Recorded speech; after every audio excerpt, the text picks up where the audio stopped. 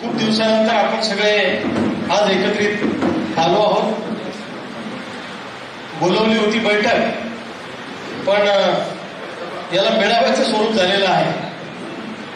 म्हणजे दिवसेंदिवस आपल्या चळवळीवरचा विश्वास हा सामान्य माणसाचा वाढत चाललेला आहे. हे त्याचं द्योतक आहे किंवा हा त्याचा पुरावा आहे. नेते काय म्हणतात यापेक्षा मधुभाऊ सामान्य माणसं काय म्हणतात हे आपल्यासाठी महत्वाचं आहे. नेते तर सगळे आपल्या विरोधातच आहेत, पण आम पब्लिक आपल्या सोबत आहे. आज तुम्ही प्रचंड मोठ्या संख्येने या ठिकाणी आलात. मी अनेकांची मनोगत ऐकली. माझे मित्र ज्यांनी या महाराष्ट्रामध्ये त्यांचं एक मोठं नाव आहे, चला हवा येऊ द्या, हास्य सम्राट आणि वेगळे वेगळे हास्यबळी.com अशा वेगळ्या वेगळ्या कार्यक्रमाच्या माध्यमातून वेगवेगळ्या टीव्ही चॅनल्सवर टीव्हीवर ज्यांनी कार्यक्रम केले, सिनेमातही काम केलं, कवी, लेखक, साहित्यिक आणि गव्हर्नमेंटची नोकरी सोडून सामाजिक कार्यामध्ये स्वतःचं आयुष्य समर्पित करणारे आमचे मित्र किशोर बळी सर जे अकोल्यावर आले, त्यांनी अतिशय सुंदर मनोगत आपल्या सगळ्यांसमोर ठेवलं. त्याबद्दल मी त्यांच्या मनापासून या ठिकाणी आभार मानतो. आजच्या बैठकीला आपण किशोर बळी सरांना ऐन वेळेवर निमंत्रित केलं. आता 3 मार्चला पुण्यामध्ये आपली राज्याची अशीच मोठी बैठक होणार आहे. संपूर्ण महाराष्ट्रातले प्रमुख लोक त्या ठिकाणी येणार आहे. या जिल्ह्याच्या बैठकीत जिल्ह्याचं ठरवू आणि राज्याचं सगळं पुण्याच्या बैठकीत आपण ठरवू. तुमच्यातल्याही मंडळीला पुण्याला त्या ठिकाणी बैठकीला यायचं आहे. 2 मार्चला संध्याकाळी इथून निघायचं. एक ट्रॅव्हल्स आपल्या कार्यकर्त्यांनी दिलेली आहे. त्या ट्रॅव्हल्समध्ये बसून आपल्याला पुण्याला जायचं आहे. झोपून सकाळी उठून फ्रेश व्हायचं, तिथं फ्रेश व्हायची व्यवस्था केलेली आहे. आणि सकाळी 9 वाजता पुण्यामध्ये 3 मार्चला या महत्वाच्या कार्यकारिणीची बैठक आपली सुरू होईल आणि दुपारपर्यंत खूप महत्वाचे निर्णय त्या बैठकीमध्ये होतील. तिथं सुद्धा सगळ्या नियुक्त्या राज्य पातळीवरच्या या पुण्याच्या बैठकीमध्ये होणार आहे.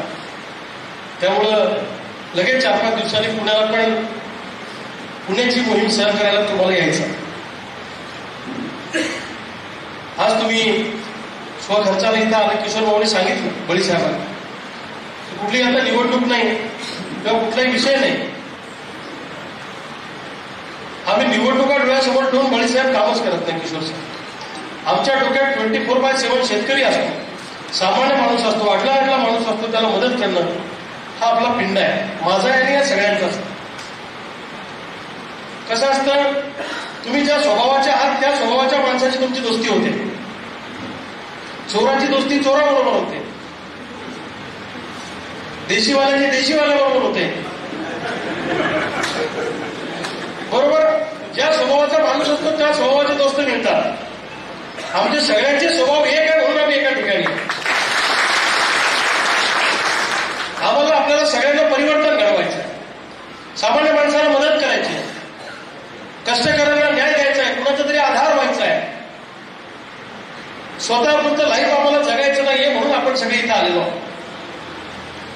सामाजिक जाण आणि भान जपणारी सगळी मंडळी आहे. अनेकांनी मनोगत व्यक्त केली. मी सगळ्यांची मनोगत मन लावून ऐकली, त्याची मी नोंद घेतलेली आहे. सेवानिवृत्त केंद्रप्रमुख श्री जगताप सरांनी आपलं मनोगत व्यक्त केलं. त्यांचा मुलगा खडगपूर IITला आहे, व्यावसायिक आहेत, ते शेती आहे. एवढं सगळं व्यवस्थित असताना सुद्धा कोणत्याही प्रस्तावित पक्षात प्रवेश न करता त्यांनी क्रांतिकारी शेतकरी संघटनेचा झेंडा खांद्यावर घेतला. त्यांचं मी मनापासून स्वागत करतो आणि त्यांना संघटन वाढीसाठी शुभेच्छा देतो. ते चांगले वक्ते सुद्धा आहेत. इथे भगवानरावनी विनायक पाटलांनी मला सांगितलं, ज्याचा उल्लेख मी मागे केला, अड्डेराला सानप नावाच्या शेतकऱ्यांच्या शेतामध्ये संतोष सानप का संतोष सर आणि वर्तमानपत्रामध्ये टीव्हीमध्ये बातम्या बघितल्या, 12 कोटीचा काय अफू पकडला आणि नेत्यांचे स्टेटमेंट आले त्याच्यावर. 12 कोटीची अफू पकडली. आता मला एक गोष्ट सांगा, तत्पूर्वी जानकीराम जगताप सरांचं नाव मी घेतो. सुभाष पवार, माजी जिल्हाध्यक्ष, राष्ट्रवादी काँग्रेस पार्टी, विजयंती सेल, हे सुद्धा आपल्यामध्ये आज प्रवेश करणार आहे. त्यांचं मी मनापासून स्वागत करतो. तो कार्यक्रम शेवटी अफू कशाला म्हणतात, खसखस कशाला म्हणतात? शेतकऱ्यांनी खसखस पिकवायला शेतकरी काय केला? तुम्ही सोयाबीनला आम्हाला भाव दिला नाही, तुम्ही आमच्या कापसाला भाव दिला नाही, तुम्ही आमच्या हक्काचा पीक विमा दिला नाही. पण जे पीक, ज्या पिकामध्ये 4 पैसे जास्त येत असतील ते पीक लावलं तर अडचण काय आहे? लावली खसखस, तुम्ही सांगितलं ही अफू आहे. अफू आणि खसखशीमध्ये काय फरक आहे माहिती आहे तुम्हाला? किती जरी लोक संतोष सानप यांच्या विरोधात बोलत असतील, आपली सगळी संघटना संतोष सानप या शेतकऱ्याच्या पाठीशी खंबीरपणे होती. त्यांचा जामीन मिळवण्यासाठी आपण प्रयत्न करू. त्यांनी काय गांजा लावला काय शेतामध्ये? अफू कशी तयार होते? खसखशीचं जेव्हा तुम्ही पीक घेता तेव्हा त्याचं बोंड तयार होतं. त्या बोंडाला जेव्हा तुम्ही चिऱ्या मारता, चिऱ्या मारल्यानंतर त्यातून पांढरं दूध निघतं. ते दूध वाढतं, त्याच्यामध्ये जमा होतं आणि ते खरबडून काढलं की त्याच्यानंतर त्याची अफू तयार होते. अशी त्याची प्रोसेस आहे. आणि बोंड वाढल्यावर त्याची खसखस तयार होते. खसखशीचा वापर भाजीत करतो की नाही आपण? मेडिसिन मध्ये करतो की नाही? त्या खसखशीचा वापर फक्त काय अफू तयार करायला आणि फक्त काय गांजा तयार करायला त्याची निर्मिती होते का?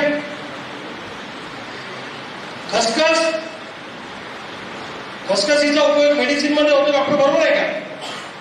खाण्यामध्ये होतो. जसं विनायक पाटील सरांनी सांगितलं की मध्य प्रदेशमध्ये आणि राजस्थानमध्ये तिथल्या सरकारने अनेक शेतकऱ्यांना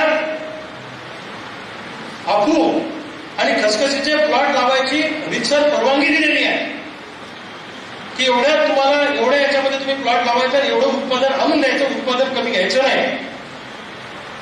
कमी घेतलं तर ते भरून काढायचं, कसं आणून द्यायचं. कारण तिथे शक्यता अशी असते की उत्पादन घेणार आणि ब्लॅकमध्ये विकणार, म्हणून त्याची अगोदरच ठरते की एवढं उत्पादन आलं पाहिजे. त्याचे प्लॉट दिले जातात. एमपी मध्ये रतलामच्या जवळ दलोदा नावाचं एक गाव आहे. त्या गावामध्ये सर्रास शासनाच्या नियमाप्रमाणे प्लॉट पाडून अफूची शेती केल्या जाते, खसखस पिकवल्या जाते. मग जर तिकडे शेतकऱ्यांना परवानगी मिळते तर महाराष्ट्रातल्या शेतकऱ्यांना लायसन्स हे सरकार का देत नाही, हा आमचा प्रश्न आहे. द्यायला पाहिजे का नाही? म्हणून आजच्या बैठकीमध्ये आपण सगळे मागणी करूया की आम्हाला सुद्धा खसखस आणि अफू लावायला शासनाने रितसर परवानगी दिली पाहिजे. नार्को टेस्ट डिपार्टमेंटकडून ही परवानगी इतर राज्यामध्ये मिळते, आपल्याही राज्यामध्ये ती मिळाली पाहिजे, ही आपली मागणी आहे. एकदा दूरदर्शनवर माझी मुलाखत झाली होती अर्ध्या तासाची या विषयानंतर, काही वर्षांपूर्वी, जेव्हा बीडमध्ये एकदा प्रकरण असं उजेडात आलं होतं. त्यावेळेला मी अर्धा तास याचं विश्लेषण केलं होतं दूरदर्शनवर लाईव्ह, मुंबईच्या स्टुडिओत जाऊन. त्याच्यामुळे औषध म्हणून तरी आम्हाला पिकवायला परवानगी दिली पाहिजे. कमी प्लॉट द्या, पण द्या. आमच्या मधुभाऊनी एकदा सरकारला मागणी केली होती ना. त्यामुळं संतोष सानप या शेतकऱ्याचं चित्र असं रंगवलं जात आहे या जिल्ह्यामध्ये. या माणसाने फार मोठा गुन्हा केलेला आहे, ज्याचा उल्लेख आता विनायक पाटलांनी केला की दारूला बंदी आहे. दारू पण नशीला पदार्थ आहे. दारूला हा सबसिडी आहे. आणि आता तर सरकारला रेव्हेन्यू नसल्यामुळे सरकारमध्ये दारूची दुकानं काढा, प्यायला लायसन्स मिळतं. इतर गोष्टींना, सगळ्या गोष्टींना परवानगी आहे, पण शेतकऱ्याला परवानगी का नाही, हा आमचा प्रश्न आहे. म्हणून त्या शेतकऱ्याला जर कोणी बदनाम करत, ही वेळ आमच्यावर का आली? ही वेळ तुमच्या चुकीच्या धोरणामुळे आमच्यावर आली. जर सोयाबीनला भाव देत नसाल, कापसाला भाव देत नसाल, आम्हाला लुबाडत असाल शेतीमालाच्या भावामध्ये, तर आम्हाला प्लॉट पाडायला परवानगी दिली पाहिजे, असं आम्हाला स्पष्ट मत आहे. आजच्या बैठकीच्या निमित्तानं मधल्या काळामध्ये आता लोकसभा आपण लढलो ताकदीनं, तुमच्या सगळ्यांमुळे एक चांगली टक्कर आपण या बुलढाणा लोकसभा मतदारसंघामध्ये महायुती आणि महाविकास आघाडीला दिली आणि शेतकऱ्याची ताकद काय असते काही प्रमाणात का होईना आपण दाखवून दिलं. 100% नाही पण बऱ्यापैकी दाखवून. किशोर सर विशाल पाटलानंतर सांगलीला विशाल पाटील निवडून आले, ते एचकुड्यास काँग्रेसचे उमेदवार आहेत. त्यांच्यानंतरची अपक्ष उमेदवाराला मिळालेली एवढी मतं की बुलढाणा जिल्ह्यात या सगळ्या शेतकऱ्यांच्या कृपेमुळे आणि या सगळ्या भावांनो, हे सगळं जे काही झालं ते तुमच्यामुळे झालं. पण एक लढाई लढून आपल्याला थांबून चालणार नाही, आपल्याला अनेक लढाया लढायच्या. विधानसभेला अपक्ष लढू नका अशी तुमची सगळ्यांची भावना होती, म्हणून आपण अपक्ष लढलो नाही. कुठल्या तरी पक्षाचं तिकीट असेल किंवा पाठिंबा असेल तर लढा, अन्यथा लढू नका, असं तुम्ही मला वारंवार सांगत होते सगळेजण. तुमच्या भावनेचा आदर करून विधानसभेत आपण भूमिका घेतली नाही, आपण तटस्थ राहिलो. पण विधानसभेनंतर अनेक लोकांनी अफवा केल्या की रविकांत तुपकरनं याला निवडून आणलं, येलो पाळलं, येलो निवडून आलं, येलो पाळलं. आता तुम्हाला खरं सांगतो, तुम्हाला विधानसभेच्या निवडणुकीमध्ये मी एकाला तरी फोन केला होता का? इमानदारीला सांगा, केला होता बरोबर? कोणाला फोन केला होता की तुम्ही याचं काम करा का त्याचं करा? मी ठरवलं होतं की भूमिका शांततेची घ्यायची, तटस्थ घ्यायची, तुम्हाला जे वाटलं ते करा. मला अनेकांचे फोन आल्यावर मी सांगितलं, तुमच्या गाव पातळीवर तुम्हाला जो निर्णय घ्यायचा तो घ्या, माझं काही म्हणणं नाही. पण चळवळीशी नातं तुमचं तुटता कामा नये याची काळजी तुम्ही घ्या. पण तुम्ही तुमच्यापर्यंत तुमच्या सोयीनं तुम्हाला जे वाटतं ते केलं. मी पूर्णपणे स्वातंत्र्य आम्ही तुम्हाला दिलं. मी कुठेही जिल्ह्यात कोणत्याही कार्यकर्त्याला फोन केलेला नाही, हे मी विश्वासाने आणि चॅलेंज देऊन जाहीरपणे सांगतो. आणि तुम्ही पण सांगा, केला का कोणाला? पण राजकीय विरोधकांनी अशा अफवा केल्या की रविकांत तुपकरांनी याचा गेम केला, याला पाडला, याला आणला, याचा प्रचार केला. पण मला कधी कधी बरं वाटतं, अरे गिनतीत मी धरत नव्हते, आपल्याला गिनतीत धरत नव्हते. अरे आता किमान खोटं व्हायला म्हणायला तर लागले. जसं महाराष्ट्रात काही झालं की लोक म्हणतात शरद पवारांचा हात आहे, तसं सध्या आपला आहे. म्हणजे मनाला ठोकून देतात लोक काही. मी काही बोलत नाही बाबा, तुला जे बोलून समाधान मिळत असेल तसं तू बोल, मला काही फरक पडत नाही. आम्ही लढणारा कार्यकर्ता आणि केलेल्या अफवा या का आज काहीतरी अफवा केली. मला 5-10 वर्षामध्ये 20 वर्षामध्ये अनेक लोकांनी अफवा केल्या माझ्या बाबतीमध्ये की रविकांत तुपकर 15 तारखेला भाजपमध्ये जाणार, 20 तारखेला शिवसेनेत जाणार, या पक्षात जाणार. पण काल तुम्हाला नंतर ते सक्षम माहीत झालं सगळ्यांना की नाही कुठे जाणार आहे. लोकसभेने सांगितलं, निवडणूक झाली, खुर्चीनं पुढे येतात. निवडणूक झाली, निवडून आले की हे भाजपमध्ये जाणार आहे. त्याचा फटकाही आपल्याला काही प्रमाणामध्ये बसला की नाही. आपले लोक गोरगरीब विचार आहे, आपण काही चबरेपणा करत नाही. हे राजकीय पक्षांचे अनेक नेते मंडळी यांना चबरेपणा करायचं शिकवतात, ते खोटं बोलायचं शिकवतात, रुमर्स पसरवायचं शिकवतात आणि अफवांमुळे अनेक गोष्टीचं नुकसान होतं, फायदा होतो. तर आपल्याला त्या अफवांमुळे नुकसानही झालेलं आहे. तर ठीक आहे, मी काय तर त्या इतिहासात जाणार नाही. जे झालं ते गंगेला मिळालं. पुन्हा एकदा पुन्हा घ्यायचे शस्त्र हातात आणि पुन्हा माणसांची लढूया लढाई, नव्याने धार लावू मनाला, मनासारखे शस्त्र कोठे तुमचं मन पडलं पाहिजे. आता विधानसभेनंतर जरा आपण शांततेनं सुरू होतं. अनेक गावांमध्ये मी पोहोचलो, काही गावांमध्ये अजून मी जायचं बाकी आहे, कारण जिल्हा खूप मोठा आहे. 1214 गाव आहेत सर जिल्ह्यात. रोज एका गावात जर जायचं ठरवलं 1214 दिवस लागतात. रोज 5 गावात जायचं ठरवलं किती दिवस लागतील? 350. 1 वर्ष. रोज 10 गावात जायचं ठरवलं होतं? 6-7 महिने. रोज सकाळी सावडणं असतात 7-8 जिल्ह्यात, लग्न असतात, सगळ्या ठिकाणी जाण्याचा प्रयत्न मी करतो. मला माहित आहे तुमचं किंवा रविकांत तुपकरने आपल्या गावात यायला पाहिजे, आपल्याला भेटायला पाहिजे, सगळ्यांची भावना आहे. पण माणूस एकटाच आहे. मी फक्त मध्यंतरी माझं दवाखान्याचं काम होतं, मी जरा तब्येतीने थोडा परेशान होतो, त्यामुळे काही दिवस दवाखान्यात गेले. त्या दरम्यानही माझ्या बाबतीत खूप अफवा राजकीय नेत्यांनी केल्या की रविकांत तुपकर आता जाणार आहे, त्याला कॅन्सर झालाय. मी तुम्हाला मागे तर सांगितलं होतं. एक आमदार मला घरी भेटायला आले, म्हटलं खूपच वाईट झालं. म्हटलं झालं काय? तेव्हा थोडा मला इथं पट्टाही लागलेला होता छातीला. म्हणजे जे ऐकलं ते खूपच वाईट झालं. त्यांच्या फक्त डोळ्यातच पाणी यायचं शिल्लक होतं. तर मी म्हटलं काही झालं नाही, मी ओके आहे. म्हणजे अफवांचं तर मी एवढा अनुभव घेतो. या काकांना बसवावर कुठंतरी खाली, काका ते खुर्ची नामदेव खुर्ची दे त्यांना, तिकडे बसा ना. हो काका, तुम्ही सारखं काय चक्र मारताय, खाली बसा. नामदेव त्यांच्या शेजारी पैसे तिकडे नका बघू. हॅलो. त्यामुळं अफवा, आरोप प्रत्यारोपाने मी एवढा पक्का झालोय आता, मला काही त्याचा काहीच फरक पडत नाही. मी माझ्या आयुष्यात एक गोष्ट ठरवून घेतलेली आहे, कुणाची दखल घ्यायची कुणाची नाही घ्यायची हे मला पक्क कळतं. आणि कोणाचा आरोप सिरियस घ्यायचा कोणाचा नाही घ्यायचा हेही मला चांगलं पक्क कळतं. चळवळीच्या 21-22 वर्षाच्या काळामध्ये एवढं तरी मला शिकायला मिळालं. ठीक आहे, राजकारणामध्ये यश आपल्याला 100% आजपर्यंत मिळालं नसेल. काही लोक म्हणतात होता विधानसभेनंतर रविकांत तुपकर संपला. ज्यांना ज्यांना वाटतं रविकांत तुपकर संपला त्यांना माझं एक सांगणं आहे की जरा इथे येऊन या सभागृहात एक नजर टाका, तुम्हाला कळेल संपला का दिवस काय. आणि पडदा काळ असला माणसाचा की सगळेच टोचणे मारतात. कुणी शहाणपणा शिकवतो मग पडत्या काळामध्ये?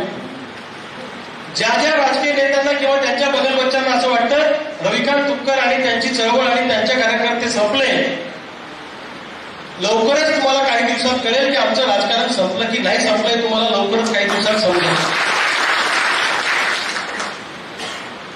असे आरोप प्रत्यारोप माझ्यावर खूप मिळाले. गावातले 2-3 पोरं एकत्र घेऊन मी संघटना तयार करणारा माणूस आहे. मैं तो अकेला ही निकला था जाने में मंजिल, मगर लोग आते गए और कारवा बनता गया. मी फक्त आयुष्यात एकच काम केलं, प्रत्येक गोष्ट इमानदारीने केली, प्रामाणिकपणे केली, भ्रष्टाचार केला नाही, पैसे खाल्ले नाही, दारू पिले नाही, व्यसन केले नाही, कोणाला फसवलं नाही, कोणाला वाईट साईड कधी बोललो नाही.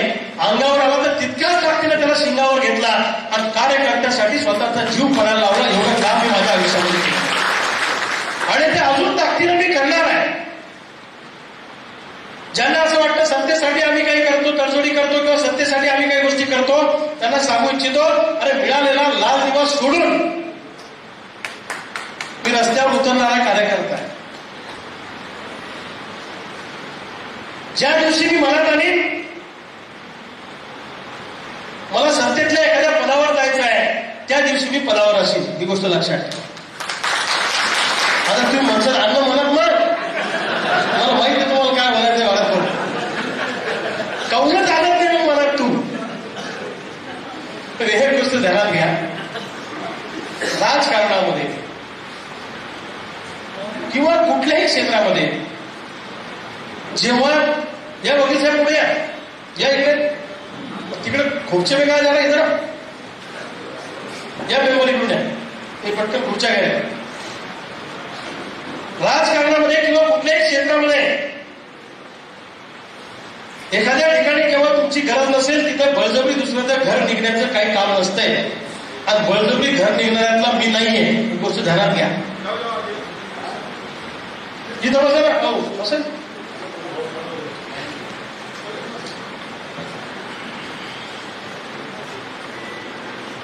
ते काही आपल्यासाठी फार मोठी गोष्ट नाही, लक्षात ठेवा. ते कधीही करता येईल, तो काही फार मोठा भाग नाहीये. जी गोष्ट आपल्याला असं वाटतं की आपला माणूस तिथे जायला पाहिजे, तुमची प्रामाणिक भावना आहे, पण बेमानी करून आणि गद्दारी करून मला कुठल्याही पद्धतीने काही करायचं नाही, या स्वभावाचा मी आहे. जसं शेरपडराव मामांनी सांगितलं की आपलं अस्तित्व कायम ठेवून आपल्याला या सगळ्या गोष्टी करायच्या, ती गोष्ट लक्षात ठेवा. जी लाचारी तिथे करावी लागते ती मी करणार नाही, तो माझा स्वभाव आहे. आणि म्हणूनच माझी तिथे किंमत आहे सगळ्या ठिकाणी. आज मंत्रालयातल्या कोणत्याही मंत्र्याकडे किंवा सेक्रेटरीकडे मी गेलो, तुम्हाला परवानगी घ्यायची गरज नाही, तुमच्या आशीर्वादाने. एखाद्यानं मला चेहऱ्यानं ओळखलं नाही, त्याच्यापुढे मी लेटर ठेवलं, त्याचं नाव वाचल्यावर तुम्ही आहे का, बसा, हे यांचं काम पहिले मार्गी लावा, हे प्रामाणिक माणसं. एक नैतिक बदल या चळवळीच्या माध्यमातून या राज्यामध्ये आपलं तयार झालं. तुम्हालाही जाणवत असेल की तुम्हाला पहिले लोक गावात ओळखत असतील, चळवळीत आल्यावर जरा आजूबाजूच्या गावात ओळखायला लागले, तालुक्यात ओळखायला लागले, आता तुमचं नाव झालं. एवढ्यावर थांबायचं नाही, हेच काम इमानदारीनं करत राहा. लोक गावलं सगळ्याला, काय सांगावं तुम्हाला. आपल्या चळवळीवर लोकांचा विश्वास आहे. लोकांना का वाटतं मी गावात यावं. आजही मला एवढे फोन येतात लोकांचे, मी सकाळी झोपेतून उठायचे आणि 50-100 कॉल पडलेले असतात माझ्या मोबाईलवर, आणि मी रिटर्न लावतो प्रत्येकाला. ते काय म्हणतात, तुम्ही कर्जमाफीचा मुद्दा हाती घ्या, तुम्हीच करू शकता, पीक विम्याचं तुम्हीच करू शकता. मी काय कोणाला दोष देणार नाही, पण एक गोष्ट लक्षात ठेवा, शेतकऱ्याने माझं सांगणं आहे की मी जर तुमच्यासाठी, मी आणि माझ्या सगळ्या सहकार्यांनी घरादारावर कृषीपत्र ठेवून जर तुमच्यासाठी आम्ही पोलीस केसेस अंगावर घेत असू, तुरुंगात जात असू, तर तुम्हाला सुद्धा एकत्र होणं आणि या लढ्यात सहभागी होणं हे तुमची सुद्धा गरज आहे. तुम्ही आलं पाहिजे. ते काय फक्त बिल्ले लावणाऱ्या लोकांचं काम आहे काय, हे सगळ्यांनी एकत्रित आलं पाहिजे. आणि माझं ध्येय आहे की चळवळ टिकली पाहिजे. 21-22 वर्ष ज्या पद्धतीनं चळवळीचं काम आपण केलं, आता कार्य पद्धतीमध्ये आपल्याला सगळ्यांना बदल करावे लागणार आहे. काळानुसार बदललं पाहिजे, माणसं कार्यपद्धतीमध्ये बदल केले पाहिजे. तुमच्या सोयीसाठी अजून 4 गोष्टी मी आता शिल्लक करणार आहे. आपलं हे क्रांतिकारी हेल्पलाईन सेंटर बुलढाण्यात आहे, तुम्हाला माहित आहे की फक्त आता नवीन माणूस तुमच्या सेवेसाठी ठेवला आहे. 2 माणसं फक्त तुमच्या सेवेमध्ये राहतील. आपले राम आंबोरे, कुठे रामला आवाज द्या, राम आंबोरे हे पूर्णवेळ ऑफिसला फक्त कार्यकर्त्यांचे कामं, त्यांच्या संपर्कात राहणं, त्यांचे कामं लिहून घेणं, त्यांचे कामं मार्गी लावणं. आणि दुसरे आपले अमोल मोरे, अमोल कुठे, हा समोर या, म्हणजे ओळख सगळ्यांची, रामला आवाज द्या. यांचे नंबरही जाताना मी तुम्हाला देऊन जातो. अमोल पूर्णवेळ शहरामध्ये कोणताही माणूस आला तर त्या माणसासोबत ऑफिसला जाणे, त्याचं काम मार्गी लावणे, ही जबाबदारी अमोल काय. आणि राम पूर्ण जिल्ह्यातल्या सगळ्या जिल्ह्यातल्या आणि राज्यातल्या कार्यकर्त्यांना या इकडे आहे. अमोल या, तो या, टाळ्या वाजवते, पैसे घेतले सगळे पगारी नाही. अमोल मोरे नमस्कार करा, म्हणजे लक्षात येईल. आणि राम आंबोरे बसा. तर यांचे नंबर जाताना घेऊन जा. राम पूर्ण जिल्ह्यातल्या आणि राज्यातल्या कार्यकर्त्यांना कॉर्डिनेशन करणं, त्यांच्याशी संवाद ठेवणं, त्यांच्या समस्या समजून घेणं. खालच्या लेवलला मिटलं तर ठीक, नाही तर वरच्या लेवलला मी आहेच, ते मला कळवतील सगळं काय ते. आणि थेटही तुम्ही मला फोन करू शकता, काही अडचण नाही. पण आपला कार्यकर्ता त्याला कुठेही खाली मान घालायची वेळ येता कामा नये, हा माझा टार्गेट आहे. त्याची मान काय मानवाला उंचावली पाहिजे. त्याच्यासाठी हे 2 लोक तिथे राहतील ऑफिसमध्ये. आपले बापू कुठे, सीजी बापू कुठे, ऑफिसमध्ये. आता ते ऑफिसमध्ये सीजी बापू देशमुख हे जिल्हा परिषदेमध्ये चांगल्या पदावर होते. ग्रामसेवक, शिक्षक वगैरे यांचे प्रमोशन, पगार सगळं त्यांच्याकडे होता की जिल्हा परिषदमध्ये त्यांचं खूप चांगलं काम होतं. रिटायर झाल्यावर मामा त्यांनी सांगितलं की आयुष्याचा उत्तरार्ध हा रविकांत तुपकरच्या चळवळीत घालवायचा. रिटायर झाल्याच्या दुसऱ्या दिवशीपासून ते आपल्या ऑफिसला बसतात. सकाळी 8ला येतात, रात्री 8ला जातात. 1 रुपया सुद्धा पगार आपल्याकडनं ते घेत नाही. प्रशासकीय कामातला अतिशय मास्टर माणूस, अतिशय विनम्र. आल्या गेल्याचा आदर तिथे करणं, त्यांना मार्गदर्शन करणं, अर्ज लिहून देण्यापासून सगळ्या गोष्टी करणं, ही सगळी सोय मला नाही वाटत निवडून आलेल्या एखाद्या खासदाराच्या सुद्धा ऑफिसला असेल. हे सेवाभावी वृत्तीने काम करणारी आपली सगळी टीम काम करते आहे. आणि दुसरं पुन्हा मुंबईला सुद्धा मी आता एक माणूस फक्त आपला जो आपल्या लोकांसाठी काम करेल तो आरोग्य सेवेसाठी मी ठेवणार आहे. कोणते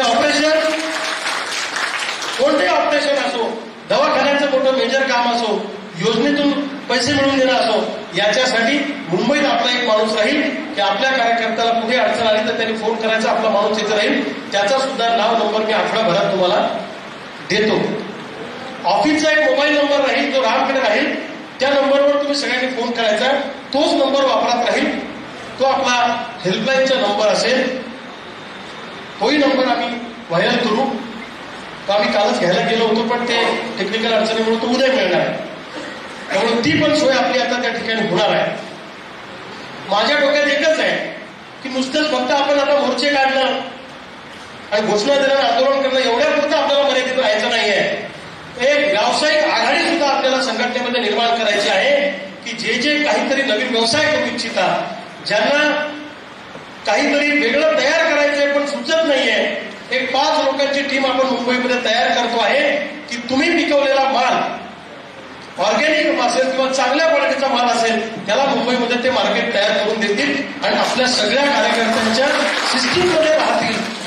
ते ऍक्च्युली आपल्याला विधानसभेपूर्वी करायचं होतं, पण निवडणुकीच्या धामधुमीमुळे आपण ते थोडं थांबवलं. तर ती पण एक विंग त्यांनी आपलं काम जवळपास पूर्ण प्रोजेक्ट तयार केलेला आहे.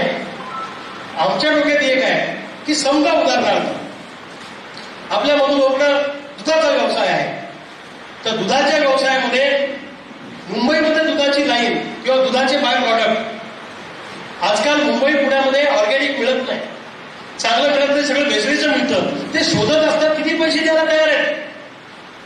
आपण तयार करू शकतो पण आपल्याकडे मार्केट नाही. म्हणून ती टीम सुद्धा आपल्याशी जॉईन होऊन ते काम करेल. अशा पद्धतीची एक नवीन योजना आपल्या कार्यकर्त्यांसाठी आपण तयार करतो आहे. बरोबर आहे का चूक आहे? म्हणजे तुमच्या खिशात 4 पैसे आले की मला बी बरं राहिलं पुढं. तुमचे चेहरे सुकेला असले की मला बी बरं दिसत नाही. आर्थिकदृष्ट्या कार्यकर्ता सक्षम झाला पाहिजे अशी माझी भावना आहे. आणि पॅरलली मग आपण चळवळी करतोच आहे. व्यवसायासाठी शिबिरं सुद्धा आपल्याला घ्यायची आहे. जसं आज किशोर कोळी सर आले, आता इथून पुढे प्रत्येक मिटिंगमध्ये, प्रत्येक सभेमध्ये, जिथं कुठे आपले मोठे कार्यक्रम होतील किंवा बैठका होतील, तिथं महाराष्ट्रातला एक चांगला प्रभावी वक्ता येऊन तुम्हाला त्याच्या वक्तृत्वाचा फायदा होईल, त्याच्यातून चांगलं काही शिकायला मिळेल. अशा पद्धतीचे लोक मी दरवेळी तुमच्या समोर आणणार आहे असं मी ठरवलेलं आहे. माझ्यासोबत काम करणारा कार्यकर्ता किंवा माझा सहकारी हा सर्वात आणि सक्षम झाला पाहिजे, ही माझी भावना आहे. मी काय देव नाही, मी काय कोणी जादूगार नाही, पण मी तुम्हाला दाव्याने सांगतो, या चळवळीमध्ये अनेक लोकांना प्रवाहात आणलं, अनेकांचे व्यसन सोडायचं काम मी केलं बोलून बोलून. मी काही वेगळा प्रयोग करत नाही, पण मी सांगतो हे बंद करा, प्रतिष्ठा मिळवून द्यायचा प्रयत्न करायचा त्या माणसाला. आणि माझं टार्गेट आहे, माझ्यासोबत काम करणारे हे सगळे प्रस्थापित आपल्याला विरोध करतात, हे सगळे मोठे लोक आपल्याला विरोध करतात. आपल्याला गरीब घरातल्या पोरांचं नेतृत्व उभं करायचं आहे त्या परिसरामध्ये, हे माझं टार्गेट आहे. आता माझं तर काय, मला तर काही 4 वर्ष निवडणूक नाही, पण तुमच्या जिल्हा परिषदेच्या निवडणूक आहे, पंचायत समितीच्या निवडणूक आहे, नगरपालिकेच्या निवडणूक आहे. आज कोर्टाचा निकाल येणार होता, मला माहित नाही वकील साहेब त्याच्यात काय झालं. त्या एप्रिल मे मध्ये लागू शकतात किंवा पुढे लागू शकतात. माझं तुम्हाला स्पष्ट सांगणं आहे, ज्याला ज्याला जिल्हा परिषद, पंचायत समिती, नगरपालिकेची निवडणूक लढायची आहे त्यांनी उद्यापासून कामाला लागा. उद्यापासून कामाला लागा. नुसतं जाऊन मागले लोक आहे, मला फेसबुकवर लोक म्हणते तू बरा आहे, तसं जमत नाही. ते त्याच्यासाठी पूर्ण वेळ गाडून घ्यावा लागतो. आणि तुम्हाला निवडणूक लढवायची असेल तर लोकांनी म्हटलं पाहिजे की तू बरा आहे. तुम्हीच बळजबरी भाषी म्हणू नका, लोकांकडून आलं पाहिजे ते. बरोबर आहे की नाही? बरोबर बाबा. म्हणून झेडपी, पंचायत समिती, स्थानिक स्वराज्य, कोण उठतंय स्थानिक स्वराज्य काका, स्थानिक स्वराज्य संस्थांच्या निवडणुका ज्याला ज्याला लढवायच्या आहेत त्याने उद्यापासून कामाला लागा. मग तुम्हाला काय करायचंय? कामाला लागा म्हणजे काय? प्रत्येक गावात जायचं, लोकांना भेटायचं, त्यांच्याशी चांगले संबंध ठेवा. श्रावणामोती लग्नात हजर राहा. लोकांची कामं असतील ते स्वतः जाऊन ऑफिसमध्ये जाऊन करून द्या. तुमच्याकडून नसेल होत मला फोन करा. त्यांच्या सुखाच्या आणि दुःखाच्या प्रसंगात त्यांच्या पाठीशी खंबीर उभं राहा. तो माणूस आयुष्यात सोडणार नाही तुम्हाला. लक्षात घ्या, हे काम तुम्हाला करावं लागेल. नुसतंच बिरवाविरवी करून आणि व्हॉट्सअप फेसबुकला फोटो टाकून निवडणुका जिंकता येणार नाही. मी स्पष्ट बोलतो, कडू बोलतो, तुम्हाला माझं म्हणणं पटणार नाही. आणि मला तुमच्याकडून एक अपेक्षा आहे. चळवळीत काम करताना किंवा नेतृत्व घडताना माहितीचा अधिकार टाकून पैसे मिळवणे, ब्लॅकमेल करून पैसे मिळवणे आणि कोणाला ब्लॅकमेल करणे, माझ्यासोबत काम करणाऱ्या एकाही कार्यकर्त्याकडून उद्या आयुष्यात ही चूक होता कामा नये अशी मला अपेक्षा आहे. मी तुम्हाला सांगतो, तुम्ही इमानदारीला काम करा, तुम्ही प्रामाणिकपणे काम करा. लोक तुमच्या झुळीत पैसे टाकले नाही तर माझं नाव बदलून ठेवा, लोक तुम्हाला पैसे आणून देतात. राजकारणात आरोप करताना होतात ते माझ्यावरही होतात. आता हे काय विरोधक काय म्हणतात, रविकांत तुपकरनं पैसे घेतले, सोयाबीनचे भाव वाढले. अरे सोयाबीनचे भाव देशात आहे, काय अख्ख्या देशातले भाव वाढले काय? इतकं मोठं माणूस सगळं केलं की देशात चालते आपलं. सोयाबीनचे भाव, सोयाबीनचं आंदोलन हे आपण आपल्या जिल्ह्यापुरतं किंवा महाराष्ट्रातल्या काही भागापुरतं करतो. म्हणजे विरोधकांना, तुम्हाला योद्ध्याला जेव्हा रणांगणामध्ये हरवता येत नाही तेव्हा योद्ध्याला बदनाम करण्याची सुरुवात होते. तुमच्याही बाबतीत तसं होऊ शकतं. घाबरायचं नाही, हिंमत हारायची नाही, तितक्या ताकदीने त्याला उत्तर द्यायचे आणि जसे तसे उत्तर द्यायची तयारी ठेवा. तुम्हाला येऊन कोणीतरी तुमची मजा घेतो, तुम्ही खाली मान घालता तर अजून मजा घेणार. त्यानंतर तुम्हाला म्हणलं काय चाललं गणेश, त्यांनी म्हणा मग काय चाललं गणेश, तेव्हा तो मार राहतो, तो पुन्हा बोलत नाही. तुम्ही जर म्हणलं नेटरा मग करा, तू जो इमानदारीला तुमच्याशी वागेल त्याची प्रामाणिक वागा. तो जसा वागतो तसं तुम्ही वागता. आणि काय काळजी करू का, 4 वर्ष जे राजकारणात व्हायचं ते होईलच आपलं. आपले चांगले दिवस येतीलच, ध्यानात घ्या तुम्ही, आपले चांगले दिवस येतीलच. पण दिवस चांगले जरी आले तरी संघर्ष आपल्या बाजूला पुजलेला आहे. कारण संघर्ष आपला पिंड आहे, लढणं आपला पिंड आहे. त्यामुळं लढत राहू, संघर्ष करत राहू. या जिल्ह्यामध्ये ज्या आपल्या विरोधाचे निवडून आले प्रतापराव जाधव, त्यांनी एक आता नवीन काम सुरू केलं. आपले लोक फोडासाठी पैशाचा वापर केला जातो. आपल्या लोकांवर गुन्हे दाखल करणं, तडीपाऱ्या करणं. आपल्या डॉक्टर काळे साहेबांवर तडीपारीची केस घातली आहे, ते कोर्टात सुरू आहे. एसडीओकडे मेहकरच्या मला सांगा, प्रतापराव जाधव केंद्रीय राज्यमंत्री झाले तरी सवय जात नाही. अधिकाऱ्याला घरी बोलवा, त्याला प्रेशर करा, त्याला तडीपार करा. मला आनंद कशाचा आहे की प्रतापरावला रोज मला ध्यान येतं, याच्यात मला आनंद आहे. ते दिल्लीत काय होतं, तुम्हाला ध्यान काय म्हणते ना, अधिकाऱ्याला काय म्हणते, अरे मी केंद्रीय राज्यमंत्री आहे, तो तुपकर मोठा आहे का मी मोठा आहे. आता अधिकारी म्हणतो साहेब ते होत नाही. आणि माझं प्रतापरावलाही सांगणं आहे की तडीपारी करून खोटे गुन्हे दाखल करून आम्ही थांबणार नाही. आम्ही लढणारी माणसं आहे, आम्ही मैदानात राहणारच. तुमच्या या सत्तेच्या दुरुपयोगाला, सत्तेचा दुरुपयोग करतात. डॉक्टर कालेची केस तडीपारीची होऊच शकत नाही. आंदोलनाचे गुन्हे फक्त रविकांत तुपकरचा एक माणूस तोडायचा, पण त्यांची एक टीम मध्ये आपल्या कार्यकर्त्यांकडे फिरली प्रतापरावांची.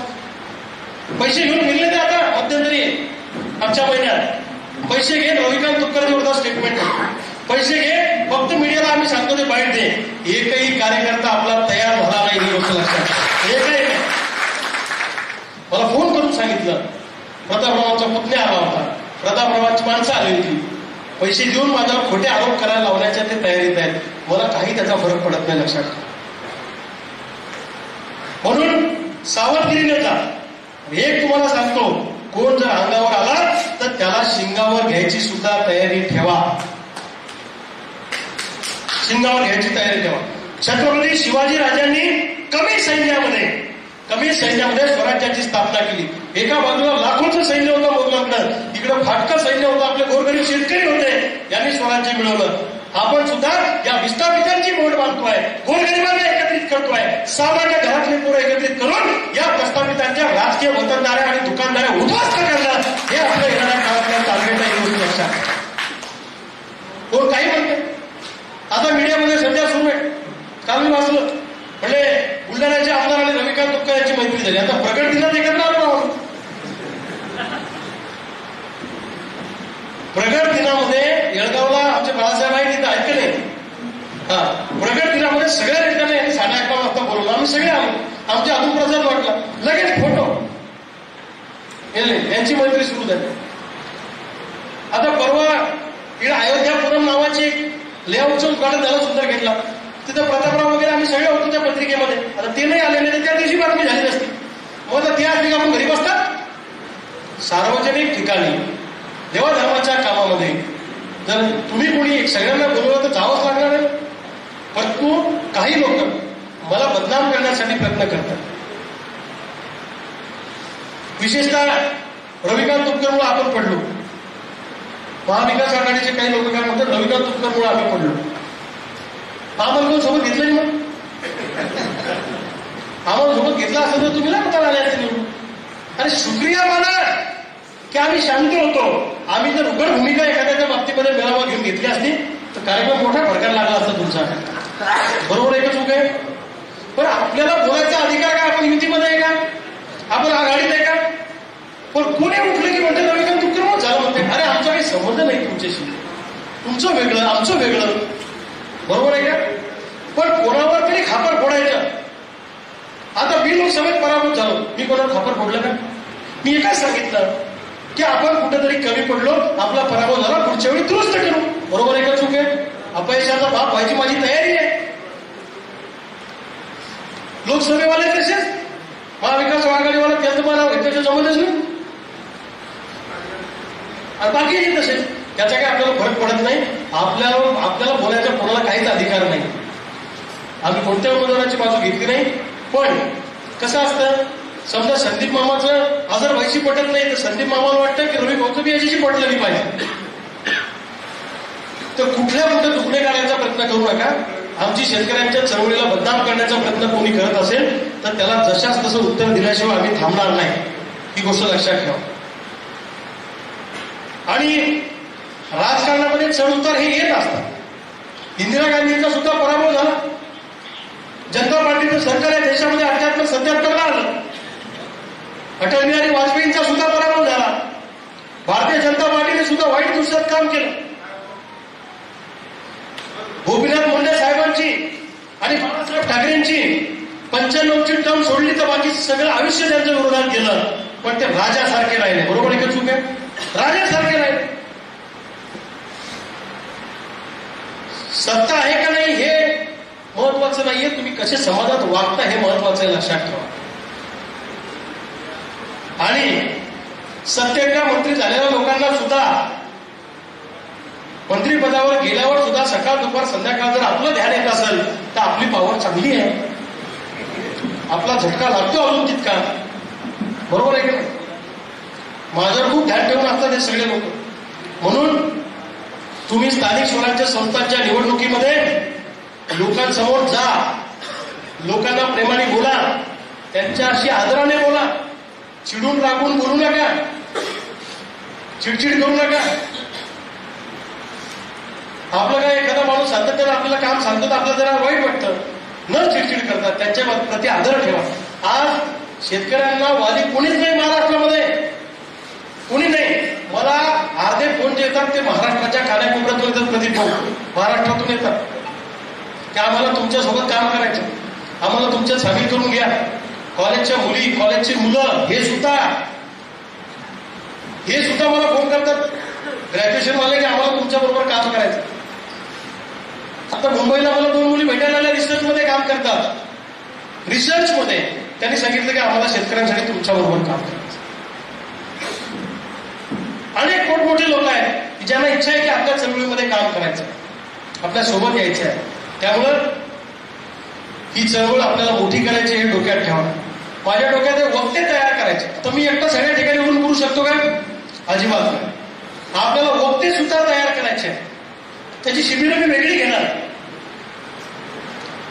आणि नवं नेतृत्व घडवायचं, ज्याचा उल्लेख आता शेरपटराव गोगेमामांनी केला. एक नेता घडायला 20-20 वर्ष लागतात, किंवा 10-15 तर लागतात.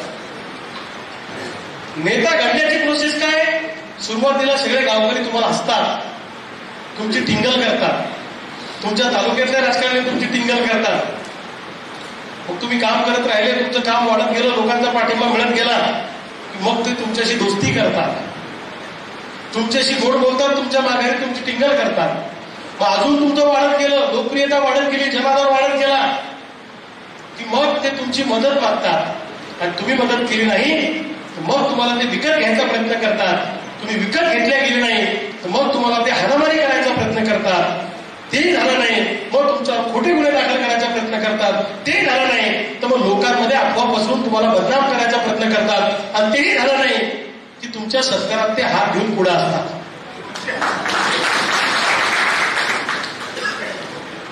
या अनुभवातून आपण गेलोय, मी गेलोय स्वतः. त्यामुळं जो नियम मला लागू आहे तो तुम्हालाही लागू, ध्यानात घ्या. त्यामुळं चिंता करायची नाही, काम करत राहा, फक्त काम करत राहा. लोक 100% तुम्हाला डोक्यावर घेतील, पण तुमचा हेतू काम करण्यामध्ये स्वच्छ असला पाहिजे. इथून पुढे मी वेगवेगळ्या ठिकाणी शिबिरं भरणार आहे, 2-2 दिवसाची. व्यावसायिक शिबिरं वेगळे, वक्ता बनवण्याचे शिबिरं वेगळे. नेतृत्व घडवण्यासाठी चांगल्या वक्त्यांना मी तुमच्यासोबत तुमचा संवाद घडून आणणार आहे. हे सगळं आपण करणार आहे. आणि लवकरच आपण विथ फॅमिली आपल्या सगळ्यांच्या बायका पोरांसहित एक संमेलन आपलं बुलढाण्यामध्ये ठेवणार आहे.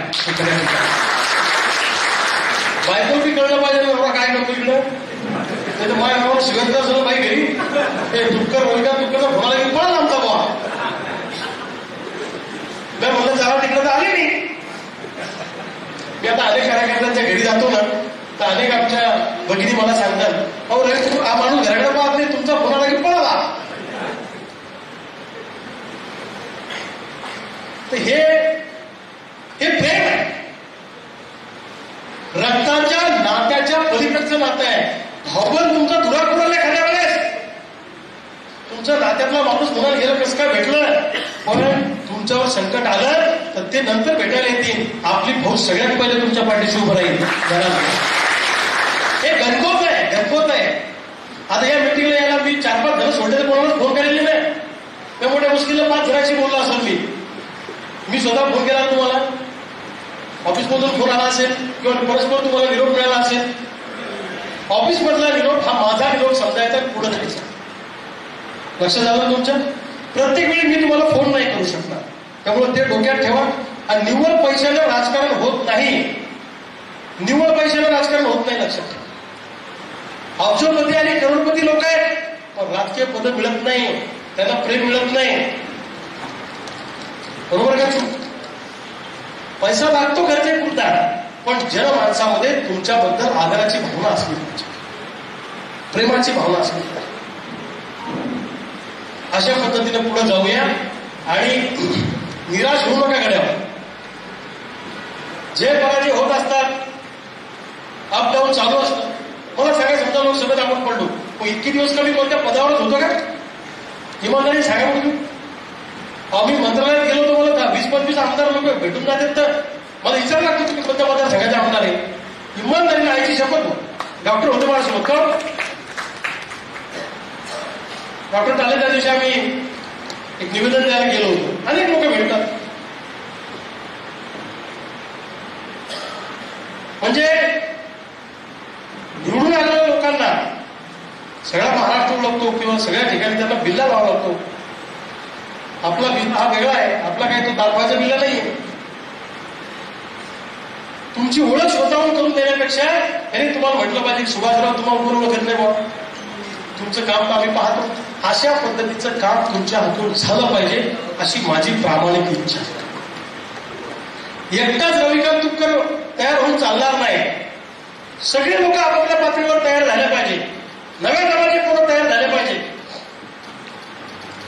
नेतृत्वाचे गुण सगळ्यांमध्ये नसतात, फार कमी लोकांमध्ये असतात. बहुत कम लोगों में नेतृत्व के गुण रहते हैं. पण एक गोष्ट पुन्हा ध्यानात घ्या, तुमच्यामध्ये 10 गुण आहेत, त्यातले तुमचे 9 गुण चांगले आहेत आणि 1 गुण जर तुमचा खराब असला आणि तो जर प्रभावित असला तर 9 गुण संपले. एखादा माणूस 1 नंबर आहे पण सकाळी उठल्यापासून दारू पितो, लोक भरोसा ठेवतील त्याच्यावर? नाही. म्हणून तुमचा वाईट गुण प्रभावित होता कामा नये याची काळजी प्रत्येक कार्यकर्त्यांनी घेतली पाहिजे, असं माझं तुम्हाला आव्हान आहे. सोशल मीडियाचा वापर जबरदस्त करा. आता सोशल मीडियात लोक पैसे कमवून राहिले, काय तर तुम्ही मीडियावर पाहता की नाही? मग तुम्ही किमान आपलं जे संघटनेचं धोरण आहे ते पोस्ट शेअर करणं, त्याच्यावर लाईक करणं, कमेंट करणं, तुमचं म्हणणं टाकणं, शेतकऱ्याची कथा मांडणं, कुठे काय सुरू आहे ते बोलणं, काय सध्याची तुमची परिस्थिती आहे, बिंदास करा. काय तुमच्या भाषेचा भाषेचा त्याचा काही संबंध नाही. फुल गावरान बोला आपलं. मायच्या तुम्हाला सांगा, मी ILS कॉलेजमध्ये लेक्चर द्यायला घेतो त्या दिवशी. ILS लॉ कॉलेज हे भारतातलं सगळ्यात मोठं कॉलेज आहे भारतात. आणि मी त्या कॉलेजला लेक्चर केलं होतं बुलढाणा शहरात. एवढे लोक भेटले मला, डॉक्टर विक्टर, और तुम्ही म्हणे तुम्ही ILS लॉ कॉलेजला तुम्हाला बोलवलं म्हणून. मी तिथं मी गेलो तर आपलं मायच्या शिवाय बोललोच नाही. त्याला आवडलं ते. आपली जी बोली भाषा आहे त्या भाषेत मांडलं पाहिजे ना, नाही तर अशा भाषेत मांडायचं की लोकांना काही समजत नाही. तर ILS लॉ कॉलेजच्या विद्यार्थ्यांनी आणि प्रशासनाने मला व्याख्यानाला बोलवलं. तो माझा सन्मान नाही, तो तुमचा सगळ्यांचा सन्मान आहे, तो तुमच्यामुळे. मी म्हटलं मला विषय द्या. ते म्हणले विषय शेतकऱ्याचाच आहे, तुम्हाला जे शेतकऱ्याचं तुम्ही मांडता तेच मांडा, आम्ही काही वेगळा विषय तुम्हाला देतो. तर मला ते करायचंय, मला प्रत्येक माणूस घडवायचा आहे, प्रत्येक कार्यकर्ता घडवायचा आहे, त्या दृष्टीने मी प्रयत्न करणार आहे. आणि मी लढणारा माणूस आहे, मी थांबणारा माणूस आहे. या जिल्ह्यामध्ये अनेक अधिकारी सत्ताधाऱ्यांचे आणि नेत्यांचे चमचे झालेले आहेत. त्या चमचे या आमदारांचे फोन आले, कुणाचे लोकप्रतिनिधींचे फोन आले की त्यांचे कामं पहिले करणार, सामान्य माणसाचं काम करणार नाही. म्हणून भावांनो, असे जे काही बुजुर्ग अधिकारी असतील की जे नेत्यांच्या इशाऱ्यावर कामं करत असतील, त्या अधिकाऱ्यांसाठी शांततेच्या मार्गाने करायचं नाही, दिसेल तिथे ठोकायचं.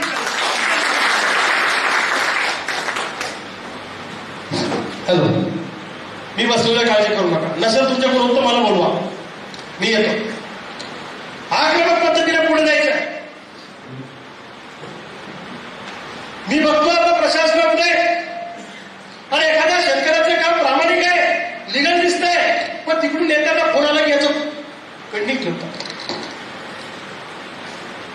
बदल्यांसाठी, पोस्टिंग मिळवण्यासाठी आणि आपली आहे ती पोस्टिंग टिकवण्यासाठी असे जर का अधिकारी नेत्यांच्या म्हणण्यावरून सामान्य माणसाला त्रास देत असतील तर अशा अधिकाऱ्यांना, सगळेच नाही, अशा अधिकाऱ्यांना क्रांतिसिंह नाना पाटलांनी जसं पत्री सरकार स्थापन केलं होतं तसं पत्री सरकार आपल्याही संघटनेमध्ये प्रत्येक गावामध्ये मी स्थापन करणार आहे आणि त्याची घोषणा मी 3 मार्चला पुण्याच्या कार्यकारिणीमध्ये करणार आहे.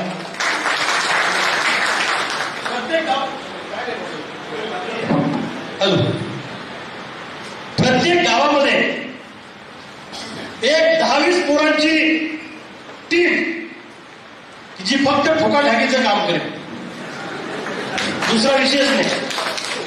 ठोकाठाकी म्हणजे कोणाला पण नाही. जो अधिकारी मुजोर आहे, जो त्रास देतोय, शेतकऱ्याला लुबाडतोय आणि नेत्यांचा चमचा म्हणून काम करतोय, त्याच्यासाठी पत्री सरकारच्या धर्तीवर एक नवी आघाडी या महाराष्ट्रामध्ये 3 मार्च रोजी आम्ही चालू करणार आहे. मी तुम्हाला दाव्याने सांगतो, मी सुद्धा महाराष्ट्राचा, जिल्ह्याचा तर कानाकोपरा मी पिंजून काढणारच आहे, पण महाराष्ट्राचा कानाकोपरा सुद्धा मी पिंजून काढणार आहे. मी सुद्धा आता घराकडे जास्त जाणार नाही, मी तुमच्यातच राहणार, गावातच जाणार, प्रत्येकाला भेटणार आणि कसा महाराष्ट्रातला शेतकरी एका ठिकाणी येत नाही जरा बघू. एक वेळ कुत्र्याची वाकडी झालेली शेपूट सरळ होईल, पण आम्ही जी काही शेतकऱ्यांची आणि पोरांची संघटना बांधू ती संघटना कदापि मोडणार नाही. अशा पद्धतीचा प्रयत्न आपल्याला येणाऱ्या काळामध्ये भावांतर करायचा. आणि तुमच्याकडे जर कोणी फोडायसाठी आलं, आता तुम्हाला सुद्धा आपल्यातल्या लोकांना गळ लावतील केंद्रीय राज्यमंत्री, तुम्हाला सांगतील रविकांत तुपकर सोबत काय, तो का पैसे देतो का, तुम्हाला काय देतो, मी पैसे देऊ शकत नाही. पण तुमच्या संकटामध्ये अर्ध्या रात्री 12 वाजता तुमच्या 4 पावलं पुढे राहून समोरच्याचा वार झेलायची ताकद माझ्यामध्ये आहे, ही गोष्ट लक्षात. मी काय निवडणुका पाहून राजकारण करणारा माणूस नाही. आणि दुसरं, संघटनेचं काम करत असताना मला तुम्हाला सुद्धा काही सल्ले द्यायचे, सल्ला किंवा सूचना करायचे. ते रुसवे फुगवे ते बंद करून टाका, मग आपल्याला आवडत नाही. ते गेलं करून बंद केलं, मग काय झालं, किरकिर आपल्याला आवडत नाही. ते भरमरे लोक मला अजिबात पटत नाही. तुम्हाला काय सांगायचं मला डायरेक्ट बोलायचं येऊन की रवी भाऊ मला असं पाहिजे का म्हणतात. तुम्ही ते किरकिर गिरगिरवाले मी जवळच करत नाही. काय मग कसं काय करा रवी भोनास कसं काय केलं मग ते रामरामच घातला नाही, आणि त्या दिवशी आले तर मग भोनस केला नाही. आता माझ्या घरचं लग्न आहे गे मग बरोबरच आहे. मी एखाद्या तालुक्यामध्ये दौऱ्यावर आलो की त्या तालुक्याचा तालुका प्रमुख किंवा पदाधिकारी तुम्हाला फोन करेल किंवा ऑफिसमधून तुम्हाला निरोप येईल. आता मला समजा चिखलीत जायचंय, सगळ्या कार्यकर्त्याला फोन करायचा आहे. अहो मला येणारे फोन जाणारे फोन 20 मिनिटाला चिखलीत जा तुम्ही, का फोन करून का मिळणार आहे. मी प्रत्येकाला पर्सनली फोन करू शकत नाही.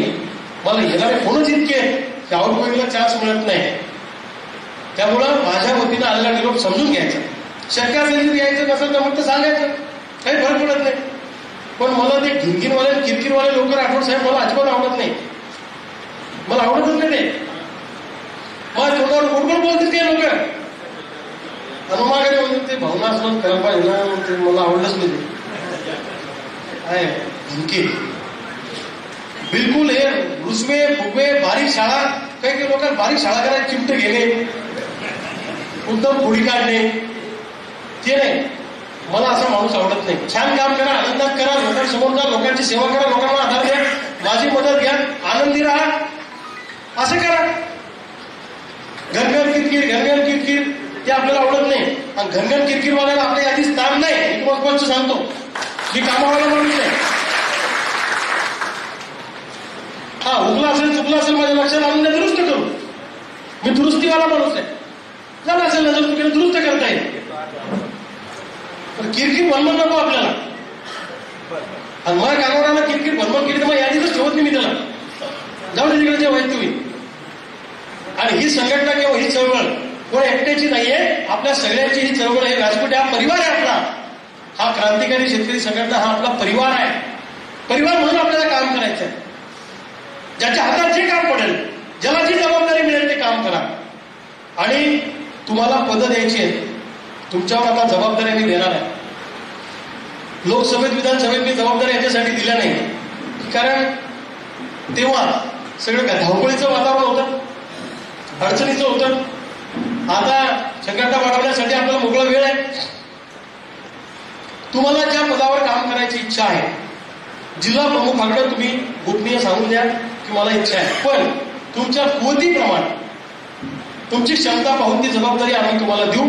जी जबाबदारी आम्ही तुम्हाला देऊ ती जबाबदारी तुम्ही 6 महिन्यात कशी पार पाडता पाहू, अन्यथा तुमच्या जागी दुसरा माणूस नेमू.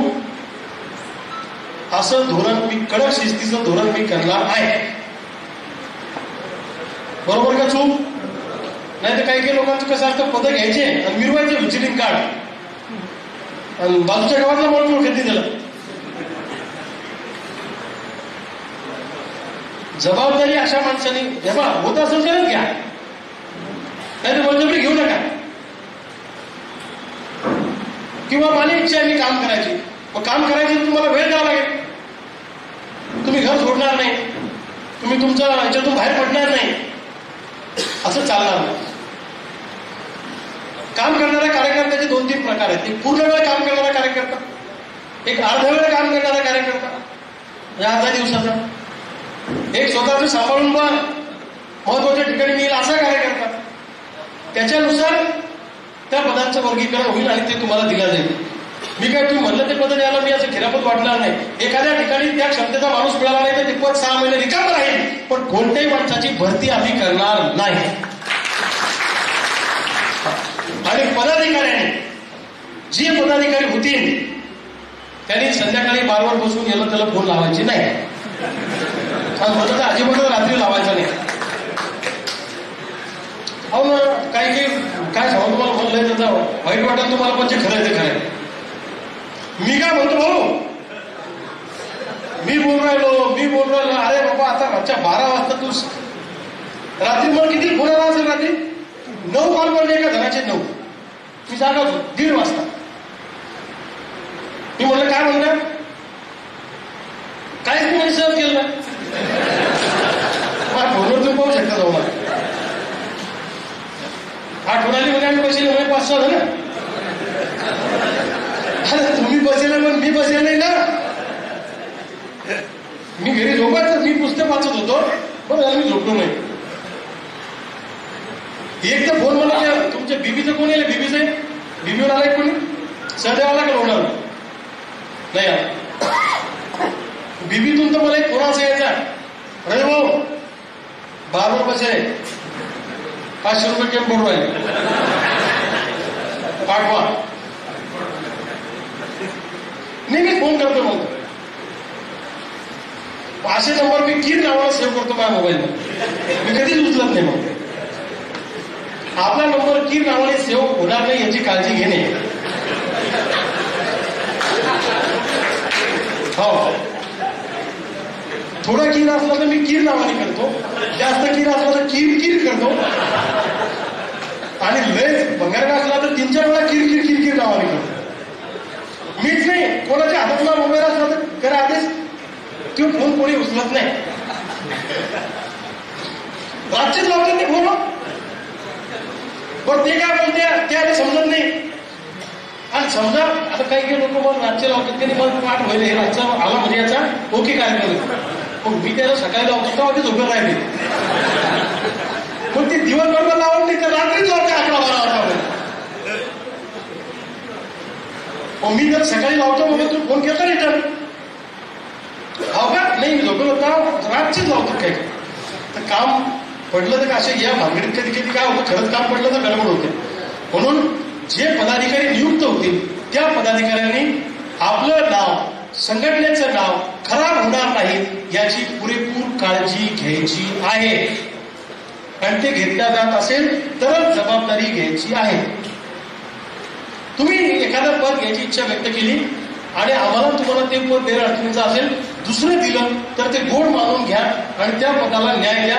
तुम्ही त्या पदाला न्याय दिला, आपोआप तुमचं प्रमोशन होईल. तुम्ही काम केलं नाही तर तुमचं डिमोशन होईल. काम करताना आम्ही काही तुम्हाला पैसे बाकीच्या पक्षासारखे देणार नाही. काम करत राहिले की लोक मदत करत राहतात. मी लोकांना सांगितलं थोडी मदत करा आणि घरात तुम्हाला जसं शक्य आहे तशा पद्धतीनं, पण लोकांमध्ये विश्वास निर्माण करा अशी माझी तुम्हाला विनंती आहे. आणि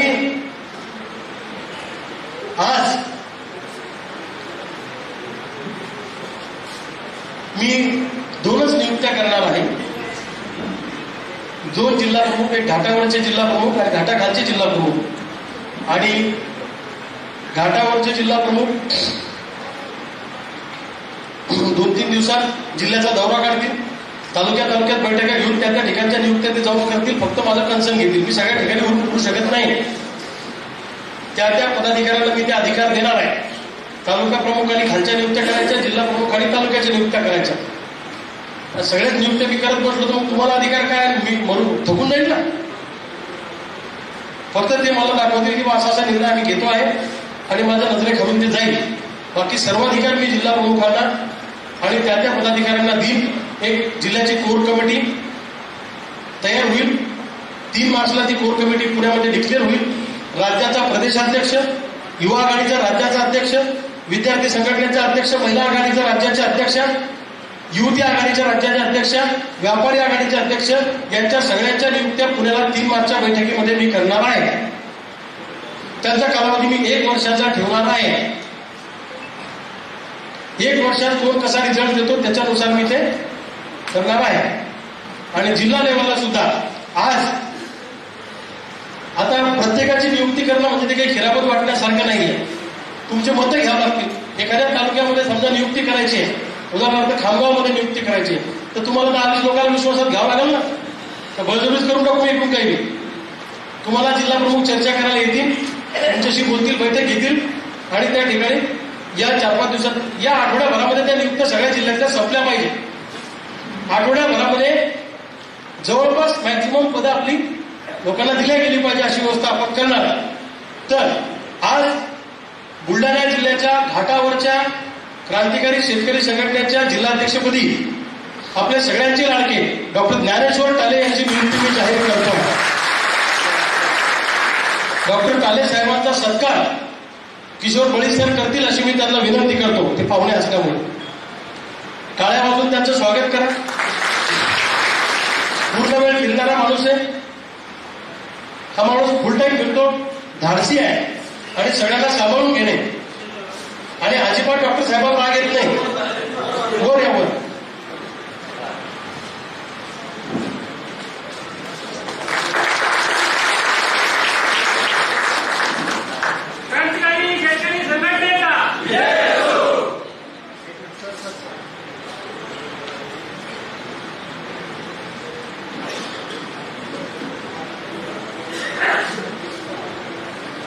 आणि डॉक्टर टाले साहेब,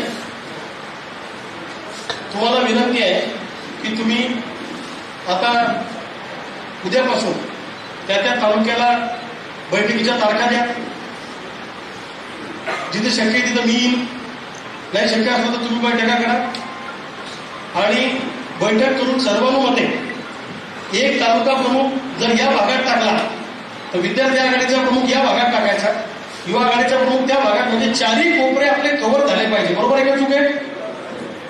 असं करा आणि बसा. आणि या इकडे इथं बसा ना, बसा बसा बसा. हो इकडे या साहेब, बसा. हो हे पुढे बसा ना. तर आठवड्याभरामध्ये जिल्ह्यातल्या सगळ्या नियुक्त्या संपतील. काही जिल्हा बॉडीत सुद्धा जबाबदार लोक घ्यायचे, नुसती रिकामी भरती करायची नाही. म्हणजे बॉडी तयार करायची म्हणून भरती करा असं आपल्याला करायचं नाही. खरोखर फिरला पाहिजे, केलं पाहिजे.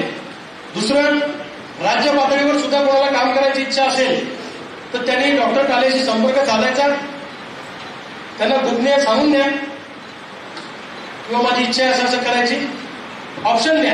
हे पद या पदावर करू शकतो, या पदावर करू शकतो, या पदावर जिथं सेट होईल तिथं करू. पण फक्त नावापुरतं पद घेऊन मिळवलं तर मी महिन्याभरामध्ये गच्छंती करेन, एवढं तुम्हाला मी क्लिअर कट सांगतो. मी लाड करणार नाही. आता एकदा सगळी साफसफाई करून टाकायची आपल्याला. मी ते करणारच आहे. त्यात मला थोडा त्रास झाला तरी माझी सहन करण्याची तयारी. आणि तुमचं कोणतंही काम मी असताना अडतं का? नाही अडत. तुम्ही कोणतंही काम, तुमच्या कामासाठी आता नवीन माणसं त्या ठिकाणी आपण नियुक्त करून त्या ठिकाणी सुरू झालेलं आहे. बरोबर आहे. राम आंबोरे आपल्या ऑफिसचे PRO आहेत, अमोल पुण्यवाडी लोकांच्या सेवेत आहे, जी बापू देशमुख आहे, ऑफिसला बाकीचा स्टाफ आहे सगळा पूर्ण वेळ इथं. म्हणजे तुम्ही फोन केला की माणूस हजर राहील. पण तुमच्या सगळ्या काम, कोणतंही काम जर तुमचं थांबणार नाही तर तुम्हाला कोणत्याही नेत्याच्या दारात जायची वेळ मी येऊ देणार नाही, हा माझा तुम्हाला शब्द आहे. आता किती मोठी मोठी माणसं इथे बसलेली तुम्हाला कल्पना आहे का? विलास बाबू आपले देशमुख, विलास बाबूंचा नमस्कार करा मला सगळ्यांना. हे 250 एकर जमीन आहे यांच्याकडे. बसं 250 एकराची मालक. पण त्या बापूचा एवढा पाठिंबा मला असतो. राजूभाऊ आहेत का नाही? हा, हे भोंगावचे आहेत विलास बापू. अशा अनेक मंडळी आपल्यामध्ये आहेत. आता ज्यांनी भाषण केलं त्यांच्याकडे सुद्धा 80 एकर जमीन आहे. हे सगळे मोठे कास्तकार सुद्धा या चळवळीमध्ये आले. पहिले मोठे कास्तकार येत नव्हते. पहिले 2 एकरावाले याच्यात लाख एखाद्या खायला 25 एकरावाले घरी होते. ते मला तुमचा मोर्चा. पण आपल्या चळवळीचं वैशिष्ट्य आहे की आपल्याकडे मोठे शेतकरी सुद्धा मधुको येत आहेत. छोटे तर आहेत, ज्याच्या घरी जमिनी ते बी आपल्या सोबत आहे. या मोठ्या शेतकऱ्यांना सुद्धा प्रवाहामध्ये आणा. तोलामोलाची म्हणले त्यांचं विशेष प्रेम आहे माझ्यावर. तर सांगायचं तात्पर्य असं की आपल्याला सगळ्यांना काहींनी तुम्ही व्यक्त केलं नाही की मला ही जबाबदारी पाहिजे, तरी सुद्धा मी काही लोकांना बळजबरी म्हणजे माझी इच्छा आहे म्हणून जबाबदाऱ्या देऊन ते काम त्यांना करायचं आहे. वेळ द्या. आणि मी जिल्हा फिरून महाराष्ट्रभर फिरायचं आहे, त्याच्यामुळं मला पूर्ण वेळ फिरावंच लागणार आहे. फुल टाईम फिरावं लागणार. आणि मी एकटा फिरणार नाही. मी महाराष्ट्राचे सगळे अध्यक्ष सोबत घेऊन महाराष्ट्राचा दौरा मी करणार आहे. जसं तुम्हाला मी सांगितलं की जिल्ह्याचे पदाधिकारी नियुक्त करून त्यांना सोबत घ्या. आणि निवडीची आणि नियुक्त्यांची प्रोसेस ऐका, निवडीची आणि नियुक्त्यांची प्रोसेस ही कायमस्वरूपी चालू राहील. तो फक्त काही 8 दिवसाचा कार्यक्रम नाही. 8 दिवसात तर जास्तीत जास्त करायचाच आहे. पण नवीन लोक आले त्यांना सुद्धा जबाबदाऱ्या देणं. आणि अनेक लोक नवीन लोक यायला तयार आहेत आपल्यामध्ये. लक्षात घ्या, नवीन लोकांना प्रवाहात सामील करून घ्या. नवीन लोकांना आणि रुसवे फुगवे आणि गावातलं राजकारण खेचाखेची हा धंदा आपल्याकडे चालत नाही. आणि मला समोर आल्यावर कोण बोलणार आहे, माघारी कार्यक्रम लावणारे सुद्धा मला पाठ आहे, फक्त मी बोलत नाही. तुम्हाला वाटत असेल मला काही समजत नाही, मला पुरं समजतं. तेच काम वेळा 22 वर्ष झाले नजर मिळली ना, असं पाहिलं की हरकत आहे ना. तेच काम आहे ना, मी माणसं वाचायचंच काम केलं, माणसाचे अनुभव घेतले, चांगले वाईट अनुभव आले माझ्या आयुष्यामध्ये. मला चांगले दिवस आले की लोक गर्दी करतात आणि वाईट दिवस आले की लोक त्या रविवार तुपल्याला काही समजत नाही ना, ते राजकारणच करता येत नाही. तू कर.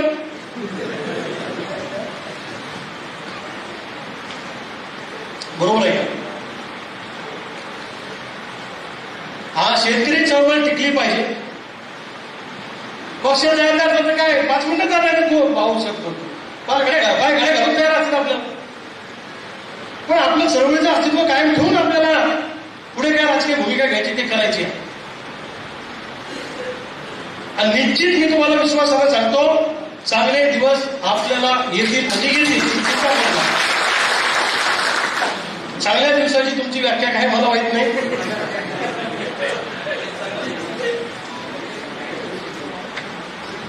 पण तुमच्या जे मनात आहे ते मला समजतं.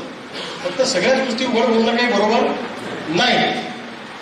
त्यामुळं तुमची मान तुमच्या गावात, सर्कलमध्ये आणि तालुक्यामध्ये उंचावेल असं चित्र भविष्य काळामध्ये तयार होईल, एवढंच तुम्हाला या निमित्तानं सांगतो. आणि तालुका प्रमुख जे आता नियुक्त होतील त्या तालुका प्रमुखांना विनंती की तालुक्यातल्या कोणत्याही शेतकऱ्यांना तुम्हाला फोन केला पाहिजे, तुम्ही त्याची कामं करा. मला डायरेक्ट फोन आला म्हणजे समजून घ्यायचा आपला तालुका प्रमुख काहीच कामी नाही तिथं. बरोबर आहे का? त्या शेतकऱ्यांना घेऊन जा, त्याचं काम मार्गी लावून द्या, त्याला मदत करा. काम करता करता माणूस मोठा होतो. राणा चंदन आपला किती फाटक्या घरातला होता, फक्त लोकांची कामं करत होता म्हणून राणा चंदननं लोकांच्या मनावर अधिराज्य तयार केलं. आजही राणा चंदनची आठवण आपली. तुम्ही किती डिग्र्या घेतल्या, तुम्हाला किती अक्कल, याच्यापेक्षा तुम्ही लोकांसाठी किती प्रामाणिक आहे याला जास्त महत्व आहे. आणि दुसरं ऐका जरा, आपल्या कार्यकर्त्यांमध्ये आपसात कोणताही आर्थिक व्यवहार करायचा नाही. संबंध खराब होतात. बरोबर का? कुठेतरी माझ्या सोबत कोणाची ओळख झाली, तुम्ही परस्पर व्यवहार करता म्हणून म्हणतात ते तुमच्या सोबत होता आणि त्या संघ व्यवहार केला गेलं. आपली मैत्री ही संबंध खराब होणार नाही. आर्थिक एकमेकांना याच्यात हे करू नका. आणि योजनेवाल्यापासून सावध राहा. ते कॉल येतात की नाही आता तिकडून साहेब त्या याच्यातून दिल्ली मुंबई म्हणून आता एकदा कॉल मी लावला त्याच्या कार्यक्रम होता, मग पाठ आहे सगळं. तर तशी सुद्धा फसवणूक होते की मैं तुम्हारा कार्यकर्ता हूं, मैं रविकांत भाऊ के नजदीक का हूं, मैं यहां से बात कर रहा हूं आणि तुम्ही इतने पैसे डालो, मैं ये देता हूं, मैं वो देता हूं, बरोबर की नाही? आणि आपण पैसे टाकत राहतो आपली फसगत होते. त्यामुळे सावध राहा. आणि जर कोणाला आपल्या कार्यकर्त्याला आर्थिक मदत करायची असेल तर ते पैसे परत येणार नाही या भावनेला मदत करा, म्हणजे तुम्हाला दुःख होणार नाही. आणि बाकी अडीअडचणीच्या काळात मी तुमच्या सोबत आहे, एवढंच या निमित्तानं सांगतो. आणि त्याला शेवटी बोलतो. आणि माझ्यावर आतापर्यंत भरपूर गुन्हे दाखल झाले, खोटे गुन्हे केले, तुमच्यावर केले, माझ्यावर केले. आपल्याला त्याचा काही फरक पडत नाही, या लोकांना कळत नाही. यांना वाटतं गुन्हे दाखल झाले की रंगकर तुपकर थांबल, हे असं झालं की रंगकर तुपकर थांबल, याचे लोक थांबतील. थांबत बिमत कोणीच नाही, लक्षात घ्या. आणि राजकीय पक्षाच्या लोकांनी प्रलोभन दिले तर हे फक्त डेपो घेईपर्यंत तुमचा वापर करतात. अलग लक्षात. हा फाईल बंद करा. तुम्हाला पक्षात घेतला होता त्याच्याकडे एवढी गर्दी आहे, तुम्हाला काय महत्व देणार? मग सांगा बरं तुम्ही. संबंध तुम्ही ठेवायचे सगळ्यांचे चांगले ठेवा, माझे काही म्हणणं नाही, तो तुमचा अधिकार आहे. फक्त तुमचं राजकीय करिअर खतम करण्यासाठी सुद्धा काही लोक प्रयत्न करत आहेत, तर त्या जाळ्यात तुम्ही आले नाही पाहिजे याची काळजी तुम्ही घ्या, एवढी माझी तुम्हाला विनंती आहे. आणि पुन्हा एकदा सांगतो, आपली लढाई ही प्रस्थापित राजकीय वाड्यावाल्यांच्या विरोधात आहे. प्रस्थापित राजकीय राजवाडा विरुद्ध आपला सामान्यांचा गावगाडा. सगळ्या नेत्यांना आपापले पोरं राजकारणात सेटल करायचे आहे आणि त्यांना सगळ्यांना मी अडथळा वाटतोय, म्हणून हे सगळे नेते एका ठिकाणी येऊन मला विरोध करतात या जिल्ह्यामध्ये. गोष्ट लक्षात. फायनल झालेलं तिकीट कापलं ते कसं कापलं तुम्हाला माहित आहे, बरोबर की नाही? आता मी त्या खोलात जाणार नाही. फक्त रविकांत तुपकर जर का एकदा आमदार झाला की हा सभागृहात गेला की हा आपल्या छातीवर बसतो सगळ्यांच्या, म्हणून हा नको आहे. आणि मी नको या मुद्द्यावर सगळे एका ठिकाणी येतात. पण हे फार काळ चालत नाही, लक्षात ठेवा. जसं जितका विरोध या लोकांनी आपल्याला केला असेल किंवा करतील त्याचे तिथल्या तिथं हिशोब चुकता केल्याशिवाय आम्ही सुद्धा स्वस्त बसणार नाही, हे या लोकांनी ध्यानात ठेवा. आता विषय राहिला पीक विम्याचा. हा झालं संघटनात्मक कामाचं. मागच्या वर्षीचा 233 कोटीचा विमा बाकी आहे, या वर्षीचा विमा बाकी आहे. विमा काढल्यानंतर किंवा पंचनामा तुम्ही कंप्लेंट केल्यानंतर 15 दिवसात पंचनामा झाला पाहिजे, महिन्याभरात तुम्हाला पैसे मिळाले पाहिजे, असा कायदा आहे, बरोबर आहे. करून आता 23चा विमा 25 मध्ये पण आला नाही. मी स्वतः मुख्यमंत्र्यांना भेटलो, उपमुख्यमंत्र्यांना भेटलो, पीक विम्यासाठी निवेदन दिलं, भेटलो, चर्चा केली. कृषी सचिवांना भेटलो, कृषी आयुक्तांना भेटलो, कृषी मंत्र्यांना भेटलो, माणिकराव कोकाटेंना, त्याच्यानंतर पालकमंत्र्यांना भेटलो. या सगळ्या लोकांना भेटून मी सांगितलं की हे पैसे तुम्ही द्या अधिवेशनाच्या आत. आता सगळ्यांना सांगून झालं, अजून काही वेळ लागत नाही. त्यामुळं आंदोलनाची भूमिका आपल्याला घ्यावी लागणार आहे. हक्काचा पीक विमा, दिलेल्या कर्जमुक्तीचं निवडणुकीपूर्वीचं आश्वासन आणि सोयाबीनची आणि कापसाची खरेदी सीसीआय आणि नाफेडनं पूर्ण केली नाही, म्हणून प्रति क्विंटल 3,000 रुपये भाव फरक मिळाला पाहिजे, ही सुद्धा मागणी आपल्याला रेटून धरायची आहे. रखडलेलं सगळं अनुदान, शेतीला मजबूत कंपाऊंड, जमिनी जनावरांच्या त्रासापासून वाचण्यासाठी असे अनेक मुद्दे घेऊन आठवडाभरानंतर या बुलढाणा जिल्ह्यामध्ये हे सगळे मुद्दे घेऊन या जिल्ह्यामध्ये मी स्वतः संपूर्ण जिल्ह्यामध्ये यात्रा काढणार आहे. मी गावागावात तुमच्याकडे यात्रा घेऊन येणार आहे आणि ही यात्रा झाली की आपण सगळे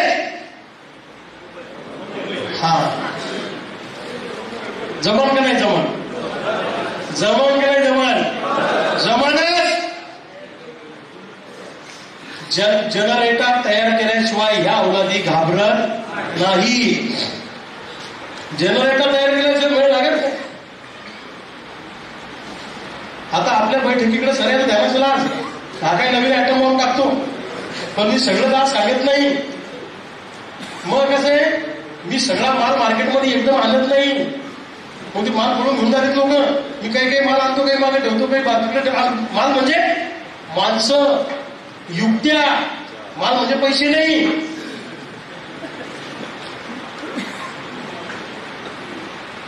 सगळेच लोक इथं तुम्हाला दिसणार नाही.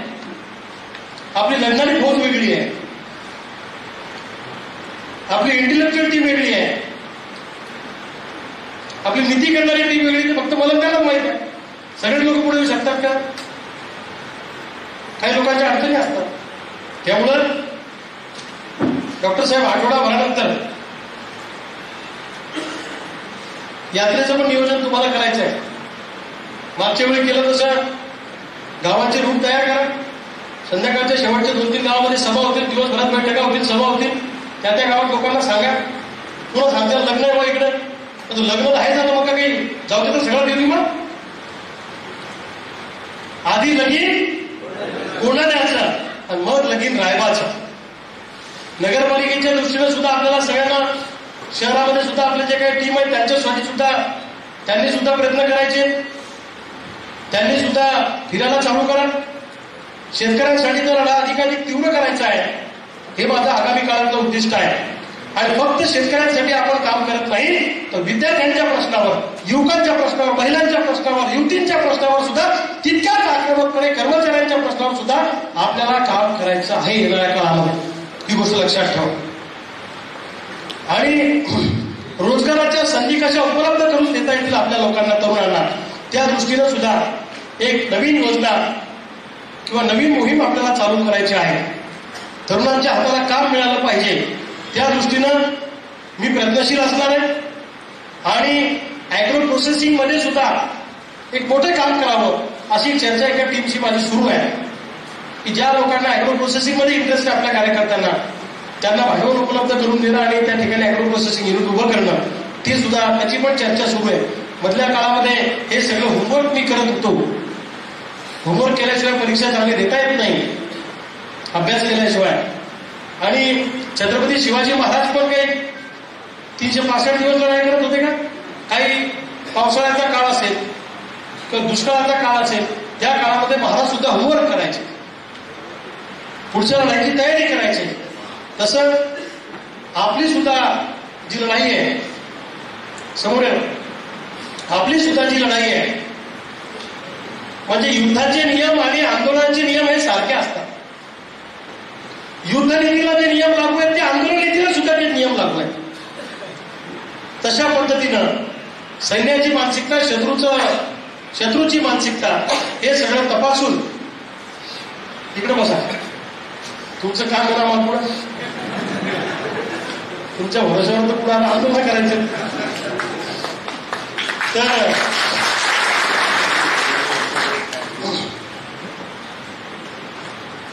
तर अशा पद्धतीने आपल्याला सगळ्यांना पुढे जायचे आणि रचनात्मक काम सुद्धा आपल्याला उभं करायचं. की एखादा प्रोजेक्ट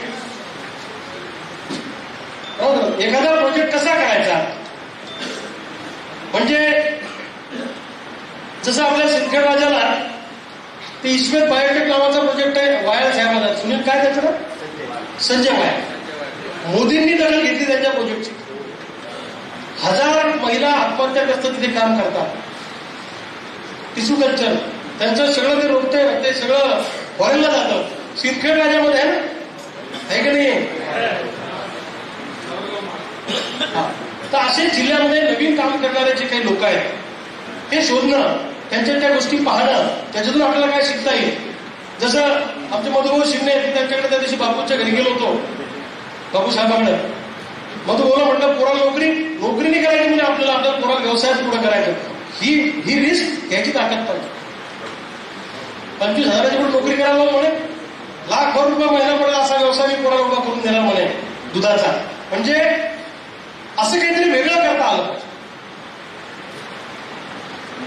तर आपला प्रोजेक्ट पाहायला, आपला प्रकल्प पाहायला लोकांनी सांगितलं पाहिजे की तुम्ही ते क्रांतिकारी शेतकरी संघटनेचे अमुक कार्यकर्ते ना, त्यांच्याकडे जाऊन पहा, त्यांनी जबरदस्त उभं केलंय की वर्षभरात मला ऐकायला आलं पाहिजे. अशा पद्धतीने काम करा. कार्यकर्त्यांनी स्वतःच्या तब्येतीची काळजी पण घ्या. हे सांगायचं मला तितका अधिकार नाहीये, कमी जास्त घेत नाही, पण घ्या. आणि दिवसभरातला आपला वेळ हा वाया जाऊ नका. बसेले पारावर, बसेले गप्पा हरवायला इकडे तिकडे टाइमपास चालू आहे, अजिबात नाही. आपला कार्यकर्ता पूर्ण वेळ कामात असला पाहिजे, फुल टाइम, बिलकुल टाइमपास करू नका. पश्चिम महाराष्ट्रातल्या लोकांनी जसं केलं तशा पद्धतीने आपल्या कार्यकर्त्याचं जगणं असलं पाहिजे असं माझी इच्छा आहे. पण चार बरोबर हॉटेलवर कशाला 4 घंटे गप्पा हरवायला, तसं नको. कामात राहा, पूर्ण वेळ कामात राहा, कुठलंही काम करा पण त्या कामात राहा. आणि जे काम तुम्ही करताय त्या कामात तुम्ही टॉपमध्ये असले पाहिजे. मरगळ आणि निराशा झटकून टाका आणि शेवटच्या घटकापर्यंत आपल्याला सगळ्यांना पोचायचं आहे हे डोक्यात ठेवा. चळवळीला नग लावायचा अनेक लोक प्रयत्न करतायत. त्यांच्या याला आपण बळी नाही पडलो पाहिजे. छावा चित्रपट तुम्ही पाहिला की नाही पाहिला मला माहित नाही, मी पण पाहणार आहे. मी जरा स्टोरी सगळी ऐकली. तर सोबतचेच लोक ज्यावेळी बेमानी करतात तेव्हा नेतृत्वाला फटका बसत असतो. त्यामुळे आपल्या आजूबाजूच्या लोकांपासून सुद्धा आपली कडी नजर आपल्या आजूबाजूच्या लोकांवर असली पाहिजे. ते पण कॉन्शियस राहा. राज्यावर संघटना वाढवण्याच्या दृष्टीने प्रयत्न करणं आणि कोणीही दिवस द्यायचा प्रयत्न केला, उचलवण्याचा प्रयत्न केला तर शांत डोक्याने विचार करायचा, मग पुढे जायचं. कधी उत्तर द्यायचं कधी नाही द्यायचं हे आपल्याला ठरवता आलं पाहिजे. आणि पदवीधर मतदारसंघ जो आहे आपला अमरावती, या मतदारसंघात सुद्धा आपल्याला आपलं काम वाढवायचं आहे. आता करायचं ते सगळंच करायचं, काहीच मागे ठेवायचं नाही, पुरं ताकदीनं करायचं. आणि शिक्षक मतदारसंघात सुद्धा आपली ताकद वाढवण्यावर मी स्वतः जोर देणार आहे. या सगळ्या गोष्टी आपल्याला येणाऱ्या काळामध्ये करायच्या, त्या दृष्टीने आपण कामाला लागू. आणि घाटाखालची मंडळी सगळी आली का? मलकापूर आले? मलकापूर आले यायचे नाही आले का? बाकी येते घाटाखालचं. आपण असं करू, उद्याची तारीख महाशिवरात्री आहे ना, घाटाखालच्या नियुक्त्याची बैठक आनंद तिकडे घ्यायची का? खामगावच्या तिकडच्या भागात तिकडचे जिल्हा प्रमुख आणि तिकडचे नियुक्ते ज्या काही होतील त्या एका बैठकीत आपण करू. कुठे घ्यायची बैठक? आनंद कुठे? शेगावला घेतात. हा शेगावला तुम्हाला सोयीचं आहे आणि यांना पण सोयीचं आहे. अमोल तुम्हाला नाही का? आपण तिथे करू, 1-2 दिवसांची बैठक करू आणि तिथले जिल्हा प्रमुख आणि ते सगळे नियुक्त करून ते फिरतील आणि बाकीच्या नियुक्त्या खालच्या करतील. आठवड्याभरामध्ये मॅक्झिमम नियुक्त्या संपल्या पाहिजे अशा पद्धतीचा आपला प्रयत्न आहे. बरोबर? आता काहींचं म्हणणं असं होतं की आधीच सगळ्या नियुक्त्या करून टाका. पण त्याच्यात असं आहे की त्या स्थानिक लोकांना विश्वासात घेतल्याशिवाय कोणावरही जबाबदारी आपल्याला बळजबरी टाकणं बरोबर नाही, आहे का नाही? नाही तर मला घ्यायचं नव्हतं बा, माझ्या घरात टाकलं ना, आता कसं करावं असं. तर ते करू आणि छान चांगल्या पद्धतीने काम आपण सगळे मिळून करू. पीक विमा, कर्जमुक्ती, सोयाबीन कापूस भाव फरक, रखडलेला अनुदान, हे सगळे प्रश्न घेऊन आपण 8 दिवसामध्ये या जिल्ह्यामध्ये एक मोठी यात्रा गावागावामध्ये घेऊन जाणार आहोत. आणि त्या यात्रेच्या माध्यमातून एक प्रेशर सरकारवर तयार करणार आहोत. आणि मग पुढचं आंदोलन मी सांगतोच तुम्हाला 3 तारखेला, 3 मार्चला सगळ्यांनी 3 मार्चला पुण्याच्या बैठकीला यायचंय. 9ला बैठक चालू होणार, अगदी वेळेवर चालू करणार बैठक आम्ही, कारण पुण्यात सगळं वेळेत असतंय. तिथं मुक्कामाची सुद्धा एस.एम. जोशी हॉलला व्यवस्था केलेली आहे. रूम भाड्याने घेतलेले आहेत, त्याचे ऍडव्हान्सेस आपण दिलेले आहेत. रात्री आले तर तिथं मुक्कामाला या, सकाळी आले तिथं फ्रेश व्हा, 9 वाजता बैठकीत या, दुपारपर्यंत ती बैठक संपेल. सगळ्या प्रमुख लोकांनी पुण्याच्या बैठकीला हजर राहणं आवश्यक आहे, कारण पुण्यामध्ये सुद्धा मी काही महत्वाच्या नियुक्त्या करणार आहे. आणि महाराष्ट्राचा आणि जिल्ह्याचा जो काही प्रोग्राम आहे तो पुण्यामधून मी 3 मार्चला डिक्लेअर करणार आहे. येणार का सगळे? येणार का? कोणाची काय अडचण? काय अडचण? आणि शक्यतोवर बैठकीला मिळालेल्या कार्यक्रमांना चुकू नका. म्हणजे आजच्या सारखंच उपस्थिती सगळ्या कार्यक्रमाच्या ठिकाणी आपली असली पाहिजे, या दृष्टीनं प्रयत्न करा. कोणाला काही मांडायचे, काही सूचना राहिली आपण सांगायची, काय मांडायचे, काय बोलायचं? प्रदीप सांगा. मागच्या 2-3 वर्षापासून महाडीबीवरती आंदोलन मिळत आहेत. हा, होतच नाही. ज्याप्रमाणे सुरू व्हायचे ते आंदोलन कशा प्रकारे मिळत नाही, तर ती पण सुद्धा मागणी पण माझ्याकडे. ठीक आहे, तोही मुद्दा घेऊ. हे उठू नका रे सोपान भाऊ. हा महाडीबीटीचा मुद्दा विनायकने मागे मला सांगितला होता, तर हाही मुद्दा आपण याच्यामध्ये घेऊ, आंदोलनामध्ये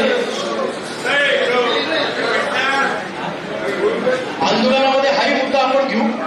ज्या काही मागण्या आपण करू त्याच्यामध्ये हाही मुद्दा प्रामुख्याने घेऊ. आणि एक गोष्ट लक्षात ठेवा, महाराष्ट्रातल्या शेतकरी चळवळी क्षीण झालेल्या आहे, विरोधी पक्ष कोमात गेलेला आहे. आणि अशा परिस्थितीमध्ये या सगळ्या शेतकऱ्यांचे तारणहार म्हणून तुम्हाला आम्हाला सगळ्यांना त्यांचा सेवेकरी म्हणून सगळ्यांना आपापल्या भागामध्ये पुढे यायचं आहे आणि लोकांचा आधार बनायचा आहे. अशीच परिस्थिती अनेक वेळा चळवळीच्या काळात आणि राजकारणामध्ये आली आणि लोक सुद्धा नव्या नेतृत्वाच्या शोधात आहेत महाराष्ट्रामध्ये, जिल्ह्यामध्ये, की कोणीतरी पुढे आलं पाहिजे, हे काम हाती घेतलं पाहिजे. पण सांगताना शेतकऱ्यांनाही सांगा की आम्ही लढायला लाट्या काट्या खायच्या आणि तुम्ही मात्र घरी जायचं, हे चालणार नाही. लोक जर मोठ्या संख्येने आले तरच ते आंदोलन यशस्वी होईल. आणि लोक जर कमी संख्येने आले भोपळे काका तर पुढे जाणार नाही ही गोष्ट.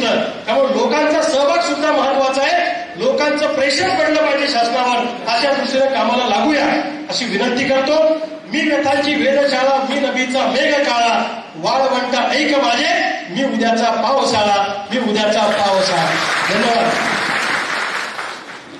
आपले वकील बोलतील 2 मिनिटं. बोला, समारोप करा. बोल ना, तुला काय म्हणायचं असेल तो. तू मला सांगते काय बोलायचं, तू बोल. हे 2 मिनिटं थांबा सगळे. शर्वरी जरी माझी पत्नी असली तरी आपल्या सगळ्या कार्यकर्त्यांच्या केसेस आणि सगळ्यांच्या या सगळ्या कायदेशीर अडचणीमध्ये ती खूप अग्रभागी असते. म्हणजे मला तर मोठा फायदा झालाय. म्हणजे केसेसचा फी द्यावी लागत नाही.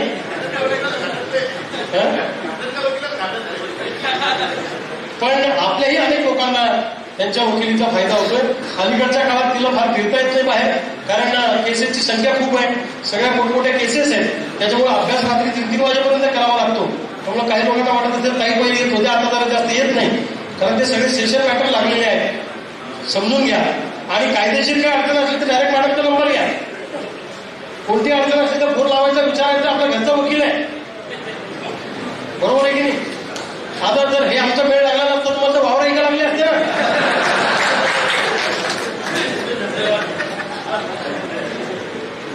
मॅडम उठू नका कोणी, मॅडम समारोप करते. इथे जमलेल्या माझ्या सगळ्या भावांनो, खामगावला होती मी, सेशन चाललं माझं खामगावला 2 वाजेपर्यंत. आणि येताना मला जेवढं घाटातला भाग वगळता जेवढं ऐकता येणं शक्य होतं तेवढं मी ऐकलं. भाऊ बोलताना असं बोलले की आपल्याला महिला आघाडी पण स्ट्रॉंग करायची आहे. तर भाऊ, मी तुम्हाला एक सांगू इच्छिते की गावखेड्यातल्या महिलेकडे स्मार्टफोन नव्हता. म्हणजे आपले इथे बसलेले जेवढे माझे भाऊ आहेत सगळेजण लोकसभेच्या वेळी एकदम स्ट्रॉंगली स्मार्टफोनवर ऍक्टिव्ह होते, सोशल मीडियावर ऍक्टिव्ह होते. पण माझ्या माय मावल्यांनी आपल्या मैत्रिणींना माहेरी सगळीकडे फक्त स्वतःचा निरोप देऊन आपल्याला मतदान करायला भाग पाडलेला आहे. तर कोणत्याही संपर्काचं साधन नसताना, सोशल मीडिया नसताना आणि पॉलिटिकल ऍक्टिव्हनेस नसताना देखील त्यांनी भरभरून आपल्या पत्रात मतदान टाकलेलं आहे. तर मला असं वाटतं की या सगळ्यांमध्ये ज्या ऍक्टिव्ह महिला आहेत त्यांना आपण पुढे आणलं पाहिजे. कारण आज आता सर्वोच्च न्यायालयामध्ये निकाल होणार आहे जिल्हा परिषद, पंचायत समिती, नगरपालिकांचा, आणि 50%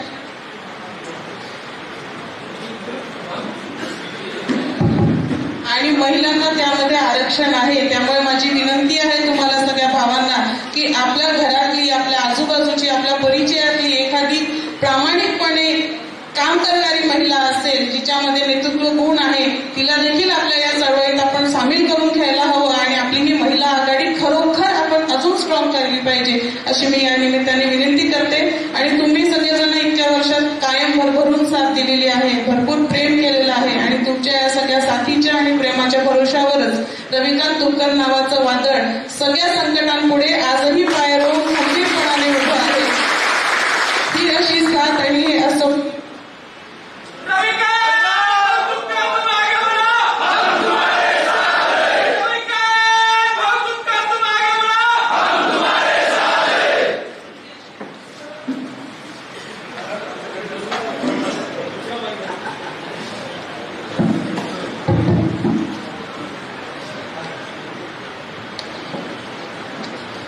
साथ अशीच कायम ठेवा आणि लोकसभेच्या वेळी जी आपण घट्ट मोठ बांधलेली आहे ती घट्ट मोठ आपल्याला येणाऱ्या निवडणुकांना, स्थानिक स्वराज्य संस्थांच्या निवडणुकांना अजून घट्ट बांधायची आहे.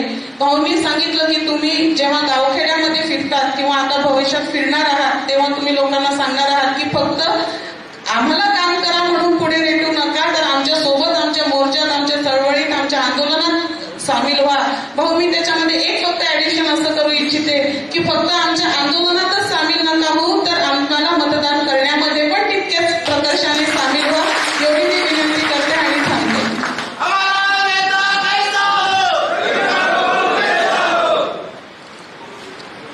ॲडव्होकेट